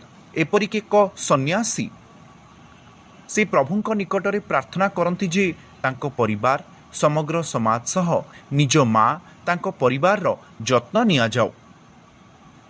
ଏହା ନୁହେଁ ଯେ ମାଙ୍କୁ ରାସ୍ତାରେ ଛାଡ଼ି ଦିଆଯାଉ, କାରଣ ମୁଁ ଭଗବାନଙ୍କୁ ପ୍ରାର୍ଥନା କରୁଛି ମୁଁ ମୋ ମାର ଯତ୍ନ ନେବି ନାହିଁ। ଯଦିଓ ସେମାନେ ସଠିକ୍ ଦିଗରେ ନଥାଇପାରନ୍ତି, ଭୁଲ ଦିଗରେ ଥିଲେ ତୁମେ କଳ୍ପନା କର ଏହା କେତେ ପାପ ହେବ ଯଦି ସେମାନେ ନିଜ ମା ବିଷୟରେ ଚିନ୍ତା କରୁନାହାନ୍ତି। ତେଣୁ ପରବର୍ତ୍ତୀ ହେଉଛି ଗୋମାତା, ତାପରେ ଦାତ୍ରୀ। ଦାତ୍ରୀ ହେଉଛି ସେବିକା। ତେଣୁ ପୂର୍ବରୁ ଯେପରି ଯୌଥ ପରିବାର, ମା ବହୁତ ବ୍ୟସ୍ତ ରହୁଥିଲେ ଏବଂ ବଡ଼ ପିଲାମାନେ, ବଡ଼ ଭଉଣୀ ସେମାନେ ମଧ୍ୟ ମା ଅଟନ୍ତି। ଆମର ବୈଦିକ ଧାରାରେ ଭଉଣୀ ଡାକ କମ୍ ଥିଲା, ଏପରିକି ଭଉଣୀଙ୍କୁ ମା ବୋଲି କୁହାଯାଉଥିଲା। ଆଧୁନିକ ଦିନର ଡାକ୍ତରଖାନା ଗୁଡ଼ିକରେ ଥିବା ନର୍ସ କିମ୍ବା ବୋଧହୁଏ ସମାଜସେବୀ କାର୍ଯ୍ୟ ହେତୁ ସେମାନଙ୍କୁ ଭଉଣୀ ବୋଲି କୁହାଯାଏ, କିନ୍ତୁ ପ୍ରକୃତରେ ବୈଦିକ ଯୁଗରେ ନର୍ସକୁ ମା ବୋଲି କୁହାଯାଉଥିଲା ଏବଂ ବଡ଼ ଭଉଣୀଙ୍କୁ ମା ବୋଲି କୁହାଯାଉଥିଲା। ସାନ ଭଉଣୀଙ୍କୁ ମଧ୍ୟ ମା ବୋଲି କୁହାଯାଉଥିଲା। ବାସ୍ତବରେ ଶିଶୁ କନ୍ୟାଙ୍କୁ ମଧ୍ୟ ବୈଦିକ ଯୁଗରେ ମା ଭାବରେ ସମ୍ବୋଧନ କରାଯାଉଥିଲା। ତେଣୁ ଏହି ମା ହେଉଛନ୍ତି ଦାତ୍ରୀ, ଯିଏ ତୁମର ଯତ୍ନ ନିଅନ୍ତି। ସେ ଜଣେ ଦରମା ପ୍ରାପ୍ତ ବ୍ୟକ୍ତି ହୋଇପାରିବେ ନାହିଁ। ପିଲାଙ୍କ ପ୍ରତି ତାଙ୍କର ବହୁତ ସ୍ନେହ ଅଛି। ତେଣୁ ଦାତ୍ରୀ। ଏବଂ ତୁମେ କୃଷ୍ଣଙ୍କୁ ପ୍ରକୃତରେ ଦେଖିପାରିବ, କାରଣ ପୁତନା ଜଣେ ରାକ୍ଷାସୁଣୀ ଥିଲା। ସେ ଆସି ସେବିକା ଭାବରେ, ଦାତ୍ରୀ ଭାବରେ କ୍ଷୀର ପ୍ରଦାନ କଲା। କୃଷ୍ଣ ତାଙ୍କୁ ମା ପରି ଭାବିଥିଲେ, ଯିଏ ମୋତେ କ୍ଷୀର ଦେଇଛନ୍ତି, ବର୍ତ୍ତମାନ ମୁଁ ତାଙ୍କୁ କିପରି ମୁକ୍ତି ଦେଇପାରିବି ନାହିଁ। ତେଣୁ ସେ ମା ଯଶୋଦାଙ୍କ ସମାନ ସ୍ଥିତି ତାଙ୍କୁ ଦେଇଥିଲେ। ତେଣୁ ତାହା ହେଉଛି ବୈଦିକ ଜୀବନ। ବୈଦିକ ଜୀବନ ହେଉଛି ଯଦି ମା, ସେ ରାକ୍ଷାସୁଣୀ ହୁଅନ୍ତୁ ନା କାହିଁକି, ଯେପରି ପୁତନା କ୍ଷୀର ଦେଇଛନ୍ତି, କୃଷ୍ଣ ତାଙ୍କୁ ମା ଭାବରେ ବିବେଚନା କଲେ। ଏହା ପ୍ରଭୁଙ୍କର ମହାନତା ଅଟେ। ସେ ପ୍ରକୃତରେ ଉଦାହରଣ ଦେଖାଉଛନ୍ତି। ତେଣୁ ତୁମକୁ ସେବିକାଙ୍କ ସେବା କରିବାକୁ ପଡ଼ିବ। ସେ ପ୍ରକୃତରେ ଜଣେ ମା। ଏବଂ ତଥା ପୃଥିବୀ। ପୃଥିବୀ ଅର୍ଥାତ୍ ଧରିତ୍ରୀ ଆଦିବାସୀ ଢଙ୍ଗରେ ତିଆରି କରିବା। ଧରାଯାଉ ମୋ ଚାରିପାଖରେ 10ଟି ଘର ଅଛି, ତାହା ମୋର ସମ୍ପ୍ରଦାୟ, କିନ୍ତୁ ବୈଦିକ ଜୀବନରେ ସମଗ୍ର ପୃଥିବୀକୁ ମା ପୃଥିବୀ କୁହାଯାଏ। ତେଣୁ ପୃଥିବୀ ବିଶ୍ୱର କେବଳ ଗୋଟିଏ ଅଂଶ ହୋଇପାରିବ ନାହିଁ। ଏବଂ ଏହା ପୂର୍ବରୁ ଭାରତ ପାକିସ୍ତାନ ଏକ ଥିଲା। ତେଣୁ ସେତେବେଳେ ମାତୃଭୂମି ବୋଲି କହୁଥିଲେ, ଏବେ ଏହା ଅଲଗା ହୋଇଗଲା। ବର୍ତ୍ତମାନ ତାହା ଆଉ ଏକ ମାତୃଭୂମି। ଶେଷରେ କେବଳ ଗୋଟିଏ ପୃଥିବୀ, ଗୋଟିଏ ମା ପୃଥିବୀ ଅଛନ୍ତି। ଆମେ ଯୁଦ୍ଧ କଲେ ବେଳେବେଳେ ଆମେ ଅନ୍ୟ ଦେଶ କିମ୍ବା ବିଶ୍ୱର ଅନ୍ୟ ଭାଗ ଉପରେ ବୋମା ପକାଇଥାଉ ଏବଂ ସେମାନେ ଆସି ଆମ ଉପରେ ଆକ୍ରମଣ କରନ୍ତି। ତେଣୁ ପ୍ରଭୁପାଦ ଏକ ପିତାଙ୍କର ଗୋଟିଏ ଉଦାହରଣ ଦିଅନ୍ତି ଏବଂ 2 ପିଲା ତାଙ୍କ କାମକୁ 2 ଭାଗ କରନ୍ତି। ପିତାଙ୍କର ଏହି ଗୋଡ଼ର ମାଲିସ ମୁଁ ହିଁ କରିବି ଏବଂ ଅନ୍ୟ ପିଲା କହିବ ଏହା ମୋ ଗୋଡ଼, ଏବଂ ସେମାନେ ପିତାଙ୍କ ଗୋଡ଼କୁ ଦବାଉଥିବେ ଏବଂ କିଛି ସମୟ ପରେ ସେ ଝଗଡ଼ା କରନ୍ତି। ଜଣେ ପିଲା କହିବ ତୁମର ଅଂଶ ଭଲ ନୁହେଁ, ମୋ ଅଂଶ ଭଲ। ପୁଣି ଅନ୍ୟ ଜଣେ କହିବ ନା ନା, ମୋ ଅଂଶ ଭଲ ଅଟେ ଏବଂ ଏକ ବାଡ଼ି ନେଇ ଉଭୟ ପାର୍ଶ୍ୱକୁ ସେ ପିଟିବା ଆରମ୍ଭ କରନ୍ତି। ତେଣୁ ଶେଷରେ ସେମାନେ କ'ଣ କରନ୍ତି? ସେମାନେ ପିତାଙ୍କୁ ପିଟୁଛନ୍ତି। ତେଣୁ ପୃଥିବୀ ଉପରେ ଆମେ ବୋମା ମାଡ଼ କରିଥାଉ, ଶେଷରେ ଆମେ ମା ପୃଥିବୀକୁ କ୍ଷତି ପହଞ୍ଚାଉଛୁ। ତେଣୁ କୁହାଯାଏ ଗୋଟିଏ ମିଛ କଥା କହିଲେ ମା ପୃଥିବୀ ସହ୍ୟ କରିପାରିବେ ନାହିଁ। अर्थात तांकर ओजन बढ़ी थाए। तेणु माँ पृथ्वी प्रकृत में एत पापपूर्ण कार्य करुवा राक्षस को सह्य करें ना एवं से भगवान ब्रह्मा निकट में प्रार्थना कले, दयाकरी मते बंचातु 5000 वर्ष पूर्वे। सेहीपरि भाव में ब्रह्मा भगवान विष्णु निकट में प्रार्थना कले एवं भगवान सर्वोपरि प्रभु कृष्ण रूप में प्रकट हेले। से विष्णु माध्यम आसी धर्म प्रतिष्ठा कले। सही समय रे भगवद गीता किपरि प्रचार करा जायथिला ताहा आमे भल भाबरे जानि पारिछु। तेणु 7टी माँ अछंती एवं तुमे एही माँ माननकु सम्मान देबा उचित। केवल एही 7टी माँ को नुहे, वैदिक जीवन रे कुहा जाए मात्रवत परदारीषु। तुम पत्नी को छाड़ी समस्ते जणे माँ अटंती। समस्तंकु सम्मान करने को पड़िबो। आजिकाली विज्ञापन रे तुमे देखि पारुथबो किपरि जेकोसी व्यक्ति को निजर पत्नी किंबा अनधिकृत अवैध साथी भाव में देखि हब, किंतु वैदिक जीवन रे तुम पत्नी व्यतीत ताहा मध्य प्रसव व्यतीत स्त्री को अनैतिक भाव में देखा जिबा उचित नुहे। तेणु वैदिक जीवन किपरि माँ विषय एवं किपरि 7 जण माँ अछंती सेही कथावार्ता करे ताहा खूब उत्साहजनक अटे। एवं आमको एही वार्ता विश्व को शिक्षा देबाकू पड़िबो जे मातृ दिवसर अर्थ हेउची समस्त 7टी माँ को किपरि सम्मान देबा उचित। एवं एहा सह आमे प्रत्येक महिला को, प्रत्येक झियो को, एक छोट कन्या संतान को मध्य सम्मान देबा उचित। से आसंता काली पिला मानक पाई को माँ अटे।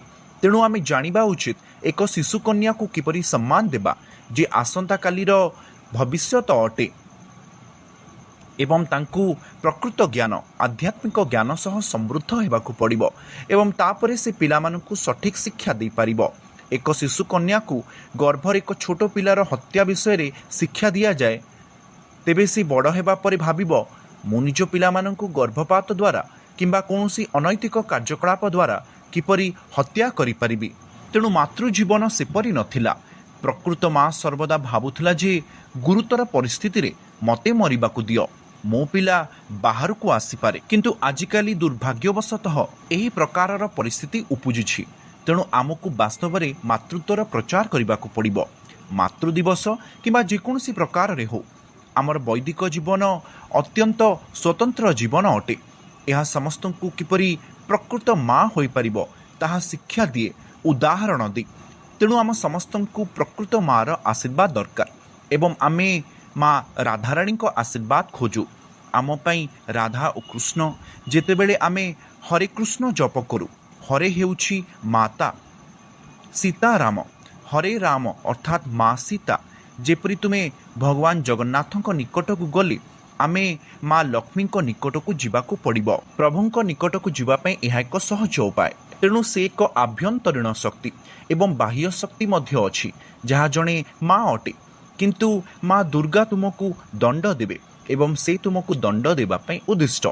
तेणु आमे भक्ति ग्रहण करने को आभ्यंतरीण शक्ति निकट को आसी थाउ एवं माँ को प्रार्थना करू, माँ दयाकरी कृष्ण निकट में पहुँचबारे साहाय्य कर। सेथिपाई वृंदावन रे सेमाने राधे राधे राधे राधे जप करती। सेमाने राधे राधे को पचारती, राधे राधे कौन? श्याम मिला दे, हे राधाराणी दयाकरी मते तुम कृष्ण निकट को जीवाको दियो।